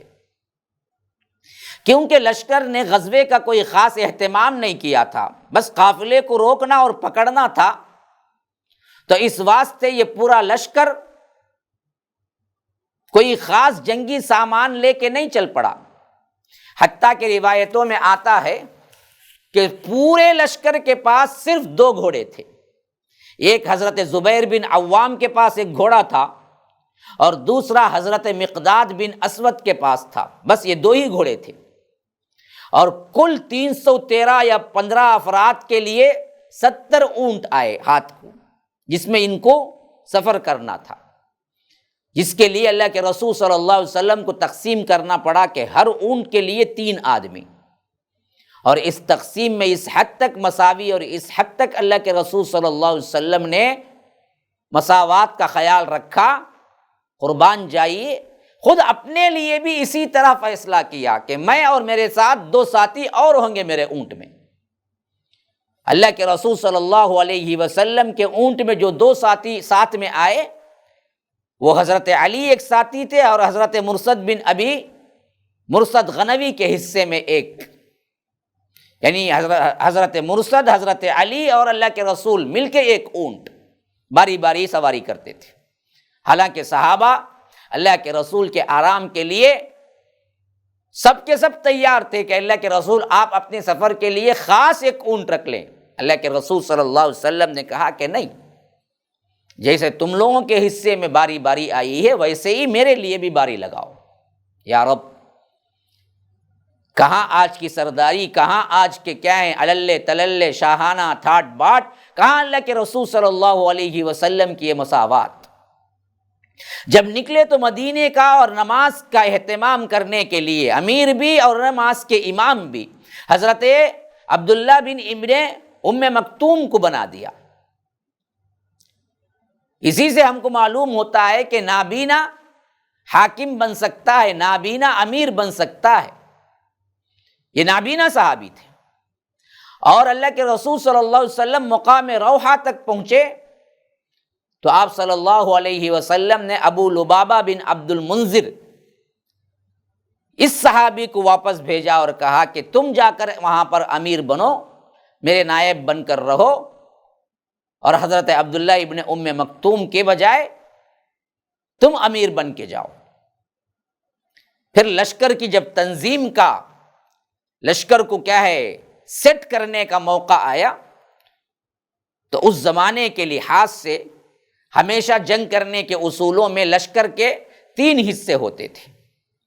ایک حصے کو کہتے تھے قلب، ایک حصے کو کہتے تھے میمنہ، ایک حصے کو کہتے تھے میسرہ۔ جو قلب ہوتا تھا وہ درمیان میں ہوتا تھا، اور میمنہ کہتے تھے سیدھے ہاتھ طرف کے حصے کو، اور میسرہ کہتے تھے بائیں ہاتھ طرف کے حصے کو۔ اور اللہ کے رسول صلی اللہ علیہ وسلم لشکر کی اس طرح تنظیم کی کہ ایک جماعت مہاجرین کی بنائی اور ایک انصار کی، اور مہاجرین کے لیے جھنڈا بنایا، اور اس جھنڈے کو علم بردار اٹھانے کے لیے حضرت علی کو بلایا گیا، اور انصار کا علم حضرت سعد بن معاذ کو دیا گیا، اور اس علم کا جو رنگ تھا وہ سفید رنگ تھا۔ حضرت مصعب بن عمیر کو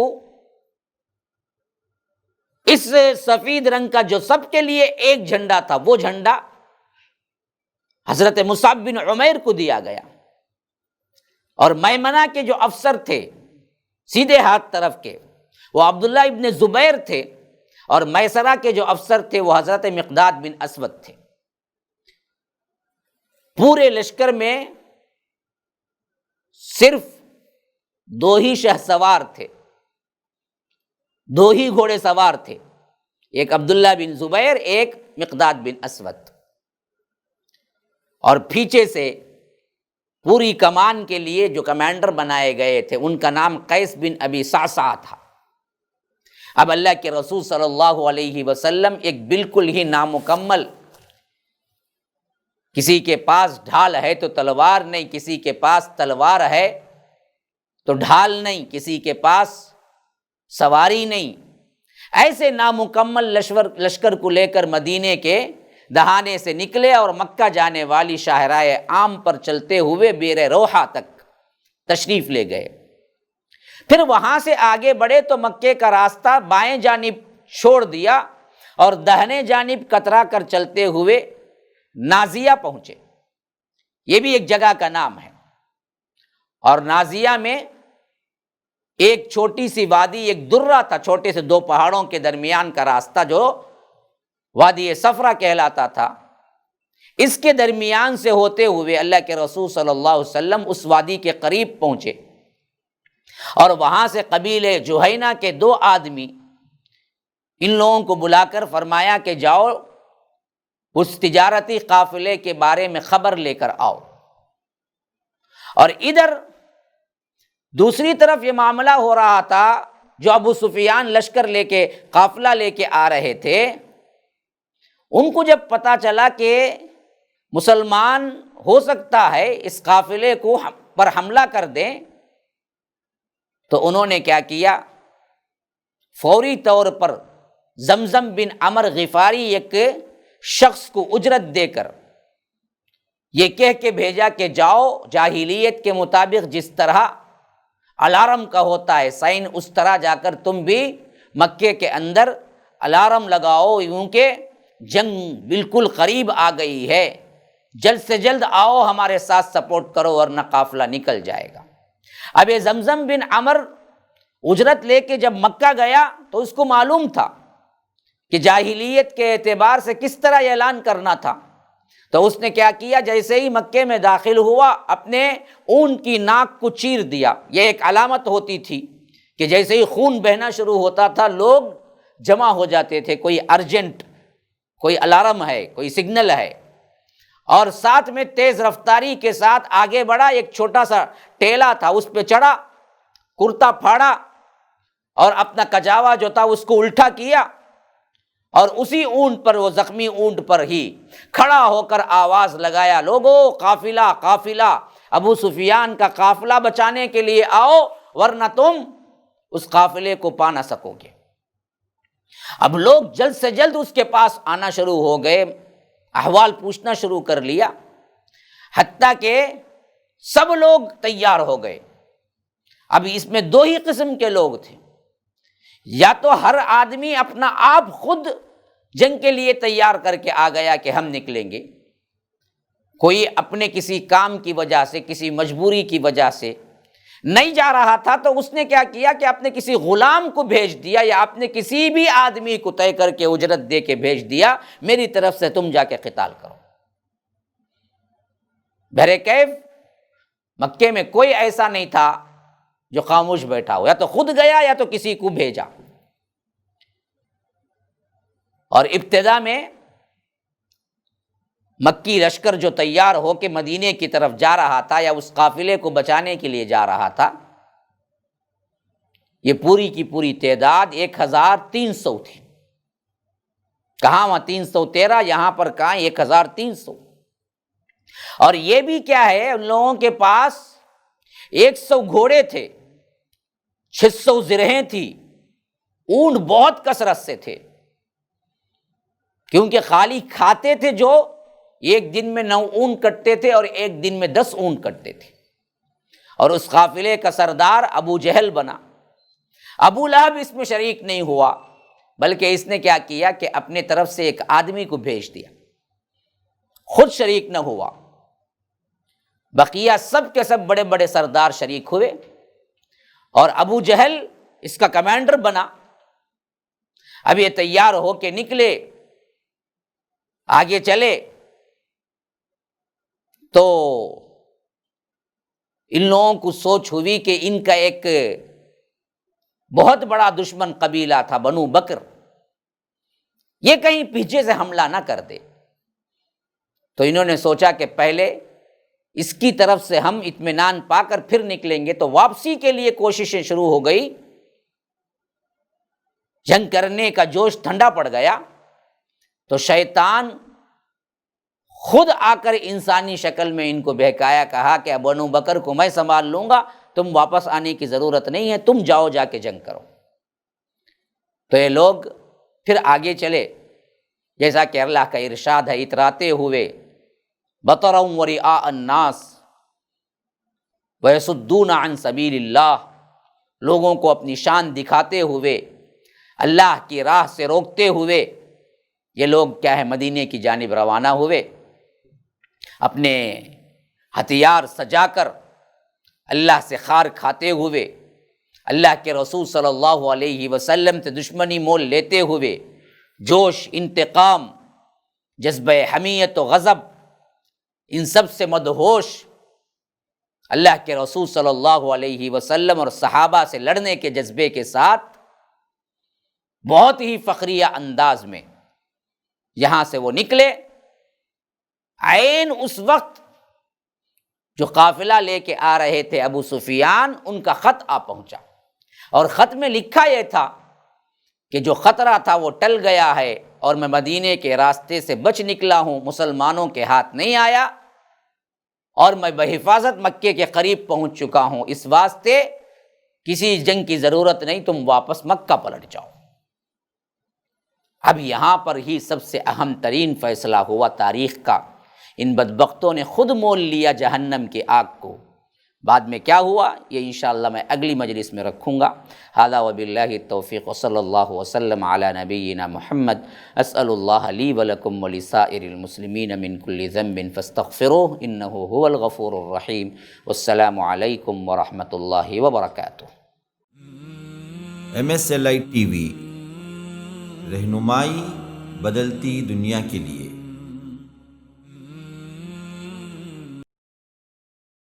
السلام علیکم ورحمۃ اللہ وبرکاتہ۔ الحمد للہ رب العالمین وبہ نستعین واصلی واسلم علی رسولہ الکریم وبعد۔ فاعوذ باللہ السمیع العلیم من الشیطان الرجیم من ہمزہ ونفثہ ونفخہ۔ وَإِذْ قَالَ إِبْرَاهِيمُ رَبِّ اجْعَلْ هَذَا الْبَلَدَ آمِنًا وَاجْنُبْنِي وَبَنِيَّ أَن نَّعْبُدَ الْأَصْنَامَ۔ وقال تعالى وَإِذْ قَالَ إِبْرَاهِيمُ لِأَبِيهِ آزَرَ أَتَتَّخِذُ أَصْنَامًا آلِهَةً إِنِّي أَرَاكَ وَقَوْمَكَ فِي ضَلَالٍ مُبِينٍ وقال أيضا فاجتنبوا الرجس من الأوثان واجتنبوا قول الزور وقال تعالى إنما تعبدون من دون الله أوثانا وتخلقون إفكا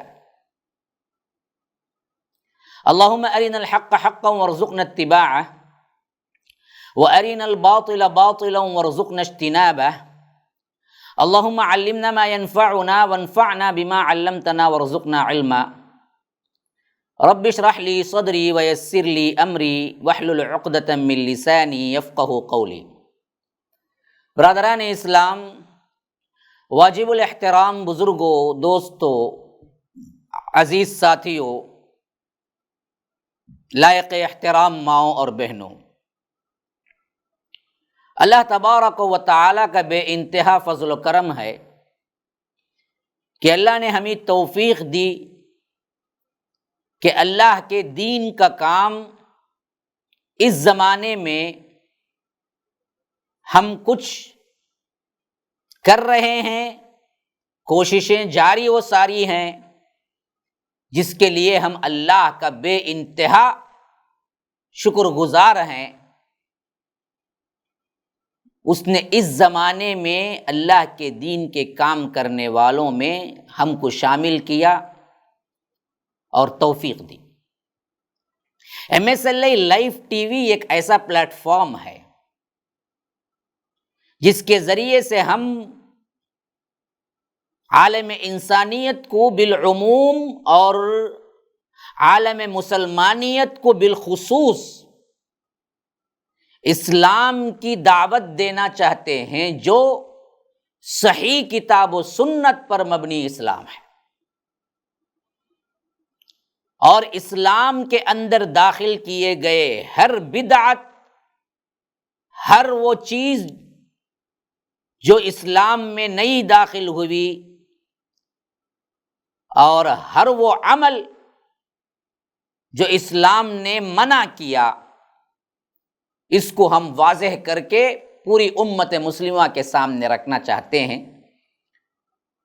اس مقصد کے تحت ہم انتہائی کوشش کر رہے ہیں کہ بنیادی علوم کا ایک حصہ جو کہ صرف اور صرف کسی طالب علم کو مل سکتا تھا یا کوئی بندہ خود چل کے مدارس یا یونیورسٹی کا رخ کرتا ہے تو مل سکتا تھا، اسے عام فہم بنا کر عوام کے سامنے پیش کیا جائے، وہ علوم کو جو علوم صرف مدارس میں پڑھائے جا رہے ہیں۔ اور اس کے لیے خصوصیت سے میں اپنے ذمے یہ چیز لیا کہ شریعت اسلامیہ کی بنیادی عناوین،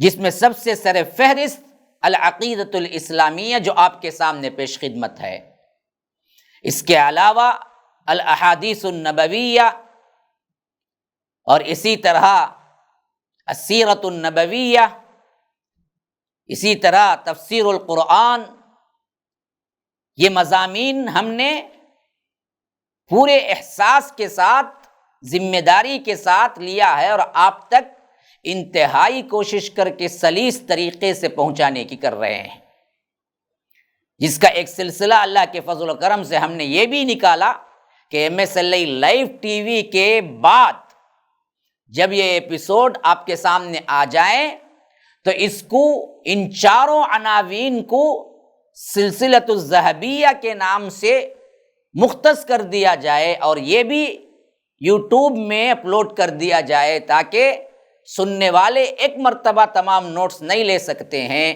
وہ بعد میں بیٹھ کر صرف ان علوم کو حاصل کرنا چاہتے ہیں اور اپنے علمی پیاس بجھانا اور اپنے لحاظ سے آج کے دور میں اسلام کے دعوتی مراحل طے کرنا چاہتے ہیں، ان کے لیے بھی ایک بہترین موقع مل جائے۔ غرض کہ میں تمہیداً یہ باتیں جب اس واسطے کہتا ہوں تاکہ سننے والے اس سے زیادہ فائدہ اٹھا سکیں، اور ہماری کوششوں اور کاوشوں کو اللہ تبارک و تعالی شرف قبولیت سے نوازے۔ اس دعا کے ساتھ العقیدۃ الاسلامیہ کا یہ مضمون جو آپ کے سامنے ہے، اس کا موجودہ آج کا ٹاپک نئے طور پر جو لے کے میں حاضر ہوا ہوں وہ ہے خاص طور پر جاہل پیروں کا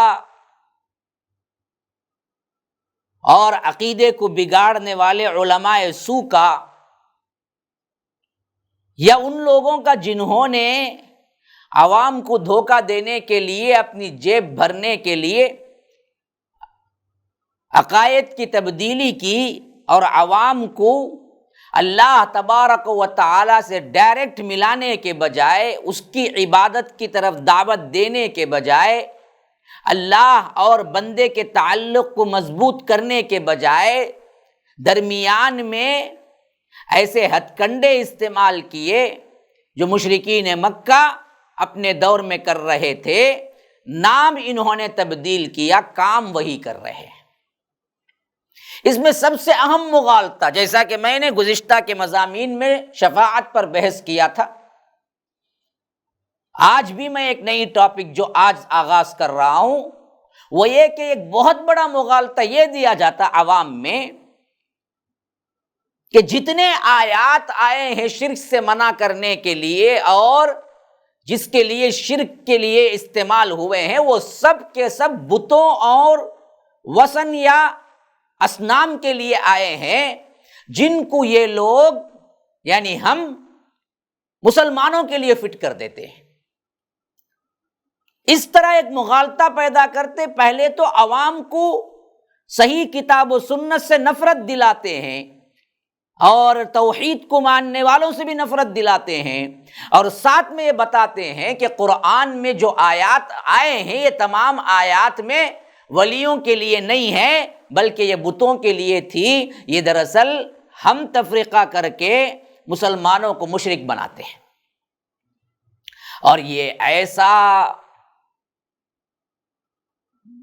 کلام ہے جس سے عوام بہت جلد کھنچتی ہے، کیونکہ ان کی تعریف ہو رہی ہے تو اب عوام سوچتی ہے کہ ہم تو پہلے ہی ناکارہ ٹھہرے، اب یہ لوگ ہمیں اور بڑھا رہے ہیں، چور کو عزت ملے تو کیا ہوگا۔ معاملہ ایسے ہی ہوتا ہے کہ جو ناہنجار عوام ہیں، گنہگار لوگ ہیں، ان کے لیے اور زیادہ اس میں ستائش ملتی ہے تو یہ لوگ کیا کرتے ہیں، بغیر دلائل کو غور کیے ان کی باتوں میں آ جاتے ہیں۔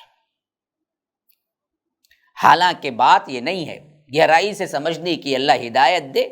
جو بھی اللہ تبارک و تعالی نے قلب سلیم دیا ہے، جس کو بھی اللہ نے دیا ہے، وہ ضرور اس پہ غور کرے۔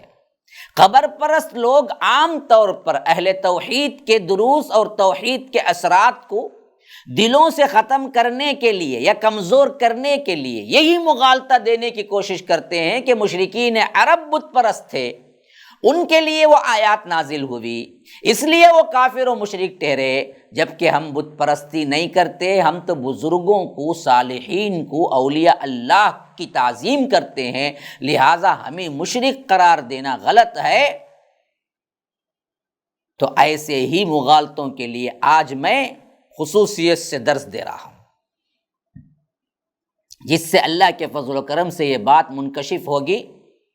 مشرکین عرب جن مورتیوں کی پوجا کرتے تھے وہ انہی محض پتھر، اینٹ، لکڑی، سونا، چاندی وغیرہ سمجھ کر پوجا نہیں کرتے تھے، بلکہ ان مورتیوں کی پوجا کرتے وقت ان کا اصل تصور اور ذہنی لگاؤ ان مورتیوں سے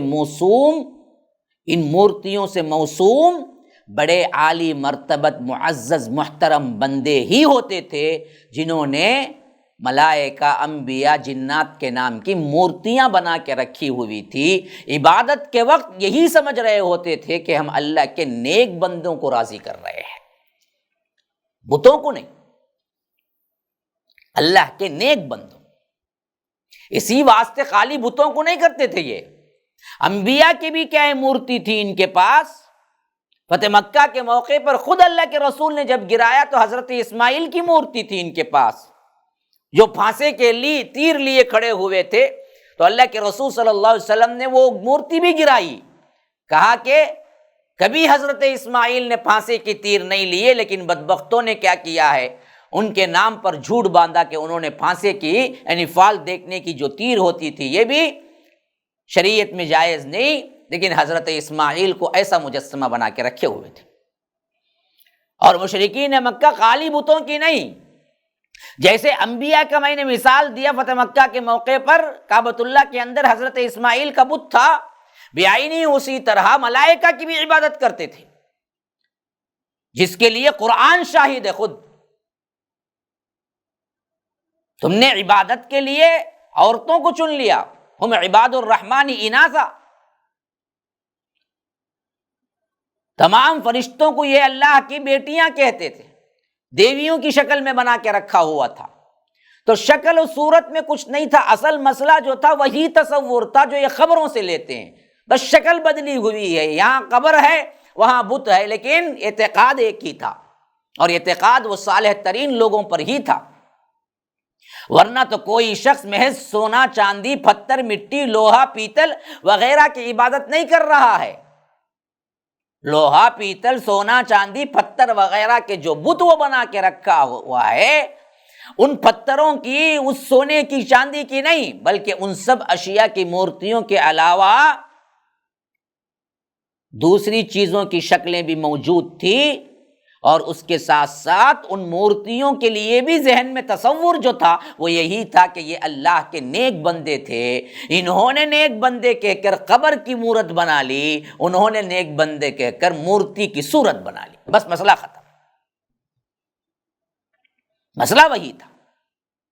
بعینی عرب کے مشرکین کی طرح قبر پرست بھی گارے مٹی کنکریٹ، اس سے بنے ہوئے مزار ماربل، قبروں کو کیا ہے ماربلوں سے مزین کر لینا، عالیشان گنبد اوپر چڑھا دینا، یہ سب بنا کر بھی وہ گارے مٹی گنبد پتھر ماربل سے نہیں مانگتے، بلکہ وہ بھی صالح انسانوں کی عبادت ہی سے راضی ہوتے ہیں، وہ بھی انہی نیک لوگوں کو پکارتے ہیں۔ تو اندر نظریہ دونوں کا ایک ہے۔ اب اتنی وضاحت کے بعد اب موضوع انتہائی اہم ہو جاتا ہے۔ اس انتہائی اہم موضوع کے ہونے سے ہم کیا کرتے ہیں، اس مضمون کو دو باب الگ الگ قائم کرتے ہیں۔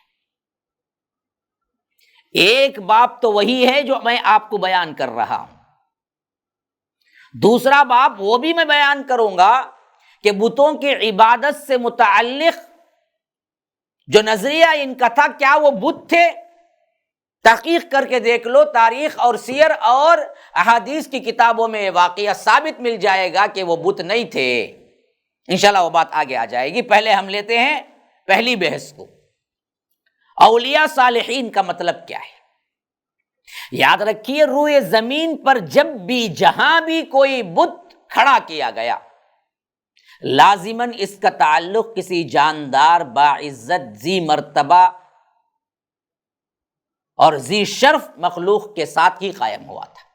محض لکڑی کو لے کر پوجنے نہیں لگے تھے، اس لکڑی کے نام پر کوئی نہ کوئی شخصیت کا نام جب تک نہیں لگتا تھا تب تک وہاں پر عبادت کا تصور آتا ہی نہیں تھا۔ جن اشیاء و اشخاص کے نام پر بت بنائے جاتے ہیں، ان کی حقیقت ضرور دو کیفیتوں سے خالی نہیں ہوتی۔ ایک، یا تو جن کے نام سے تم نے بنایا ہے وہ فی الواقع اللہ کے مقرب اور محبوب بندے ہوتے ہیں، جیسے انبیاء ملائکہ مقربین، ان کے بت بھی تھے۔ حضرت عیسیٰ کا بت نہیں بنا، تو یہ واقعتاً اللہ تبارک و تعالیٰ کے نیک بندے ہوتے تھے۔ تو ایک تو ضرور بالضرور ایک کیفیت یہ ہوتی، اور دوسری کیفیت یا تو یہ ہوتی کہ بت بنانے والوں نے، ان کی پرستش کرنے والوں کے خیال میں وہ نبی تھے یا ولی تھے یا بزرگ تھے یا فلاں تھے یا فلاں تھے، ان کے خیال میں، رب کے ہاں نہیں ہے، لیکن انہوں نے جو کیا ان کے خیال میں یہ بڑے برگزیدہ اور صالح لوگ تھے۔ یہ دو کیفیتوں سے خالی نہیں ہے جتنے بھی بت بنے۔ یا تو جو بت بنے وہ واقعتاً اللہ تبارک و تعالیٰ کے نیک لوگ تھے، ملائکہ تھے، ان کو بنایا لوگوں نے، یعنی تو لوگوں نے اپنے خیال کے مطابق یہ تصور کر کے بنا لیا کہ یہ اللہ کے مقرب ہیں، حالانکہ وہ اللہ کے مقرب نہیں تھے۔ جیسے ہم نے بھی بنا لیا کہ ننگے شاہ بابا کہاں سے اللہ کے مقرب ہو سے، جو ہمیشہ ننگا رہتا ہے، لیکن اس کو بھی ہم نے کیا کیا، مزار بنا کے چھوڑ دیا۔ زندہ پوجنے والے ہیں آج تو بالکل ننگ دھڑنگ، ایک کپڑا نہیں ہے، ایک تاگے کا ٹکڑا نہیں ہے اس پر، بدبخت پوج رہے ہیں، خاص کر خواتین جا کے اس کے پاؤں میں گر رہے ہیں، اس کے اوپر کیا ہے، دودھ ڈال رہے ہیں، اور وہ دودھ اس کے بدن سے پھسلتا ہوا جو نیچے گرتا ہے میل کچیل لے کے اس کو چاٹتے ہیں، مسلمان نام ہے آج بھی ایسے۔ لا حول ولا قوت الا باللہ، اللہ کی پناہ ہے۔ یقین نہ ہو تو آپ دیکھیں ہیں ایسے۔ تو یہ چیز جو ہے نا، یہ ان دو سے خالی نہیں ہے، یا تو ان کے اپنے خیال میں وہ مقرب تھے، یا تو واقعتاً مقرب تھے۔ اب یہاں دراصل کیا ہے، خاص طور پر گزارش ہے سامعین اور ناظرین سے کہ یہ بات بھی ذہن نشین کر لیجئے، جتنے عقائد، مذاہب، ادیان جو بھی ہیں، کتابیں، کلام، ان تمام میں ایک لفظ کامن ہے، وہ ہے اولیاء، صالحین، نیک بندے، اس کا ذکر آتا ہے۔ اور ساتھ میں یہ بھی لکھا اور سمجھایا جاتا ہے کہ مشرک گروہ اللہ کے ولیوں اور بزرگوں کی عبادت کرتے تھے، یا آج کل قبر پرست لوگ اولیاء اللہ اور صالحین کی پرستش کرتے ہیں۔ تو یہ لفظ اولیاء اور صالحین سے ہرگز مقصود نہیں ہے کہ مشرک لوگ جن ہستیوں کی عبادت کر رہے ہیں یا کر رہے تھے وہ واقعی نفس الامر اولیاء و صالحین ہی تھے، بلکہ ہو سکتا ہے وہ اولیاء و صالحین نہ تھے، لوگوں نے بنا دیا۔ ہاں، اولیاء و صالحین کے لفظ سے اکثریت مراد ہے اللہ تعالیٰ کے سوا جن ہستیوں کو بالعموم پوجا جاتا ہے، ان کی اکثریت کا تعلق اللہ کے مقرب اور محبوب بندوں سے تھا، ہو سکتا ہے یا ہو سکتا ہے، لیکن اس کا مطلب یہ نہیں ہے کہ جن کو آپ نے کہہ دیا کہ یہ ولی ہیں، یہ واقعتاً اللہ کے پاس بھی ولی ہی ہوں گے، کیونکہ ہر ایک مذہب نے اپنے اپنے لحاظ سے چند ولیوں کو، چند مخصوص بندوں کو بنا کے رکھا ہوا ہے۔ ہندوؤں کے ہاں بھی ہیں، بدھ مت، جین مت، سکھوں وغیرہ، ہر ایک کے متعلق انہوں نے اپنے اپنے شخصیات کو اللہ کے مقرب بنا کے رکھا ہوا ہے۔ بعینی یہی حال کیا ہے قبر پرستوں کا بھی ہے، معبودان باطلہ کا، ان میں بھی بہت سے ایسے اشخاص ہیں جنہیں قبر پرست اللہ کا ولی اور صاحب کرامت بزرگ کہتے اور سمجھتے رہے،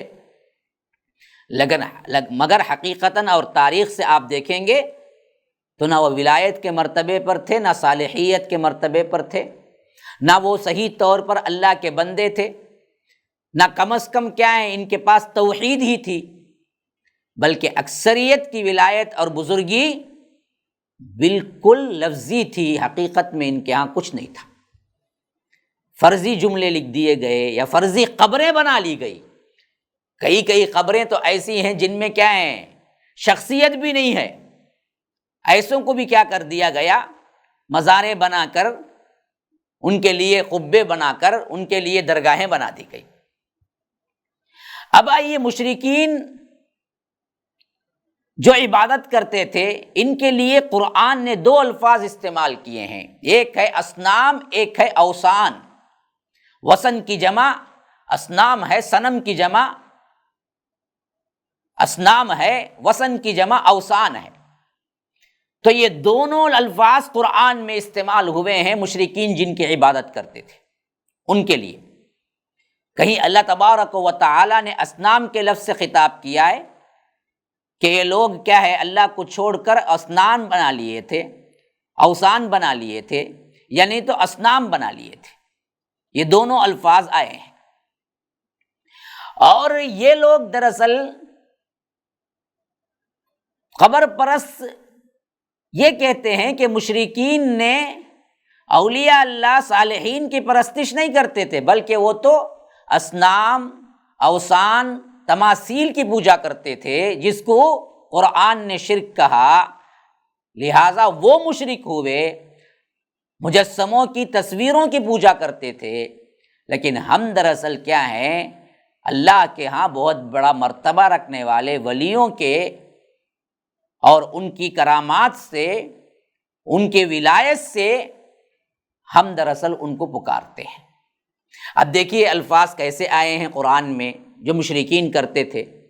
کہیں فرمایا کہ فَأَتَوْا عَلَىٰ قَوْمٍ يَعْكِفُونَ عَلَىٰ أَصْنَامٍ لَهُمْ، کہ پھر وہ ایسی قوم پر سے گزرے جو اپنے بتوں کو لیے بیٹھی ہوئی تھی، یعنی اعتکاف میں تھے لوگ۔ حضرت موسیٰ علیہ السلام جہاں سے بنی اسرائیل کو لے کے گزرے تو ایک قوم جو شرک کر رہی تھی، اس کے بارے میں اللہ کہتا ہے کہ اصنام لہم۔ اور اسی طرح فرمایا وَإِذْ قَالَ إِبْرَاهِيمُ رَبِّ اجْعَلْ هَٰذَا الْبَلَدَ آمِنًا وَاجْنُبْنِي وَبَنِيَّ أَن نَّعْبُدَ الْأَصْنَامَ۔ حضرت ابراہیم نے عرض کی کہ اے میرے رب، اس شہر مکہ کو امن والا بنا دے اور مجھ کو اور میرے فرزندوں کو اس سے بچائے رکھ کے لوگ بتوں کی پوجا کریں۔ اصنام کا لفظ آیا ہے۔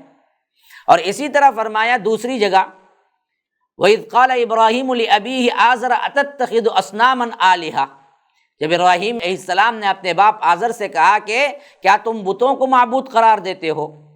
اور اسی طرح فرمایا کہ فَاجْتَنِبُوا الرِّجْسَ مِنَ الْأَوْثَانِ وَاجْتَنِبُوا قَوْلَ الزُّورِ، بس تم بچے رہو بتوں کی گندگی سے اور بچے رہو جھوٹی بات سے۔ تو یہاں پر اوثان آیا ہے۔ اسی طرح اللہ تبارک و تعالیٰ فرماتا ہے کہ انما تعبدون من دون اللہ اوثانا وتخلقون افکا، تم تو اللہ کو چھوڑ کر محض بتوں کو پوج رہے ہو اور جھوٹ تراشتے ہو۔ یہاں پر بھی اوثان آیا ہے۔ اور اسی طرح فرمایا کہ وَلَقَدْ آتَيْنَا إِبْرَاهِيمَ رُشْدَهُ مِن قَبْلُ وَكُنَّا بِهِ عَالِمِينَ إِذْ قَالَ لِأَبِيهِ وَقَوْمِهِ مَا هَٰذِهِ التَّمَاثِيلُ الَّتِي أَنتُمْ لَهَا عَاكِفُونَ، بالیقین ہم نے اس سے پہلے بھی ابراہیم کو رشد و ہدایت عطا کر چکے تھے علیہ السلام، اور ہم ان کو خوب جانتے تھے جب انہوں نے اپنے باپ اور اپنی قوم سے کہا کہ کیا مورتیاں ہیں جن کو تم عبادت کے لیے اعتکاف کر کے بیٹھے ہوئے ہو۔ یہاں پر تماثیل آیا ہے جو تمثال کی جمع ہے۔ تو کہیں وثن آیا اوثان جمع، کہیں صنم آیا اصنام جمع، کہیں تماثیل آیا تمثال اس کی جمع تماثیل۔ تو یہ تمام الفاظ دراصل کیا ہیں، قرآن میں استعمال ہوئے۔ اب یہ مذکورہ آیات میں جو بھی جہاں کہیں بھی مشرکین کی عبادت و پرستش کا مرکز اصنام، اوثان، تماثیل آیا ہے، براہ راست انہی اشیاء کو پوجتے تھے یا انہی کو مشکل کشا یا قاضی الحاجات سمجھتے تھے۔ تو بات ایسی نہیں ہے، بلکہ یہ مشرکین ان اوثان کا تعلق جن ناموں سے تھا، یا اصنام کا تعلق جن ولیوں سے تھا، یا تمثال کا تعلق جن سے تھا، ان کے اندر کی صالحیت کی وجہ سے ہی وہ ان کو پوچھتے تھے۔ ہر ایک کا نام کسی نہ کسی صالح آدمی کی طرف لگا ہوا تھا۔ تو اس واسطے یہ چیز اچھی طرح سمجھ لیجئے کہ مشرکین بتوں کو نہیں ولیوں کو ہی پوچھتے تھے۔ جیسے آج بھی ولیوں کا کیا ہے، اعلان کیا جاتا ہے، صرف شکل تبدیل تھی، عقیدہ ایک ہی تھا۔ جن جن کو وہ پوچھتے تھے انشاءاللہ میں اگلے ایپیسوڈ میں ثابت کروں گا آپ کے سامنے، لات ہوں، منات ہوں، عزا ہوں، جو بڑے بڑے بت مشہور ہیں، یہ سب کن کے نام کی نسبت سے مشہور ہوئے اور وہ کون تھے، یہ تمام چیزیں تفصیلات آپ کے سامنے میں لاؤں گا، جس سے واضح ہو جائے گا کہ وہ بت نہیں تھے، بلکہ یہ بھی ان کے اعتقاد میں ولی ہی تھے۔ اللہ سمجھ کی توفیق دے۔ وقت ہوا چاہتا ہے انشاءاللہ اگلے درس میں اس خطاب کو لے کر آؤں گا، تب تک کے لیے مجھے اجازت دیجیے۔ ھذا وباللہ التوفیق، صلی اللہ وسلم علی نبینا محمد۔ اسأل اللہ لی ولکم ولسائر المسلمین من کل ذنب فاستغفروہ انہ هو الغفور الرحیم۔ والسلام علیکم ورحمۃ اللہ وبرکاتہ۔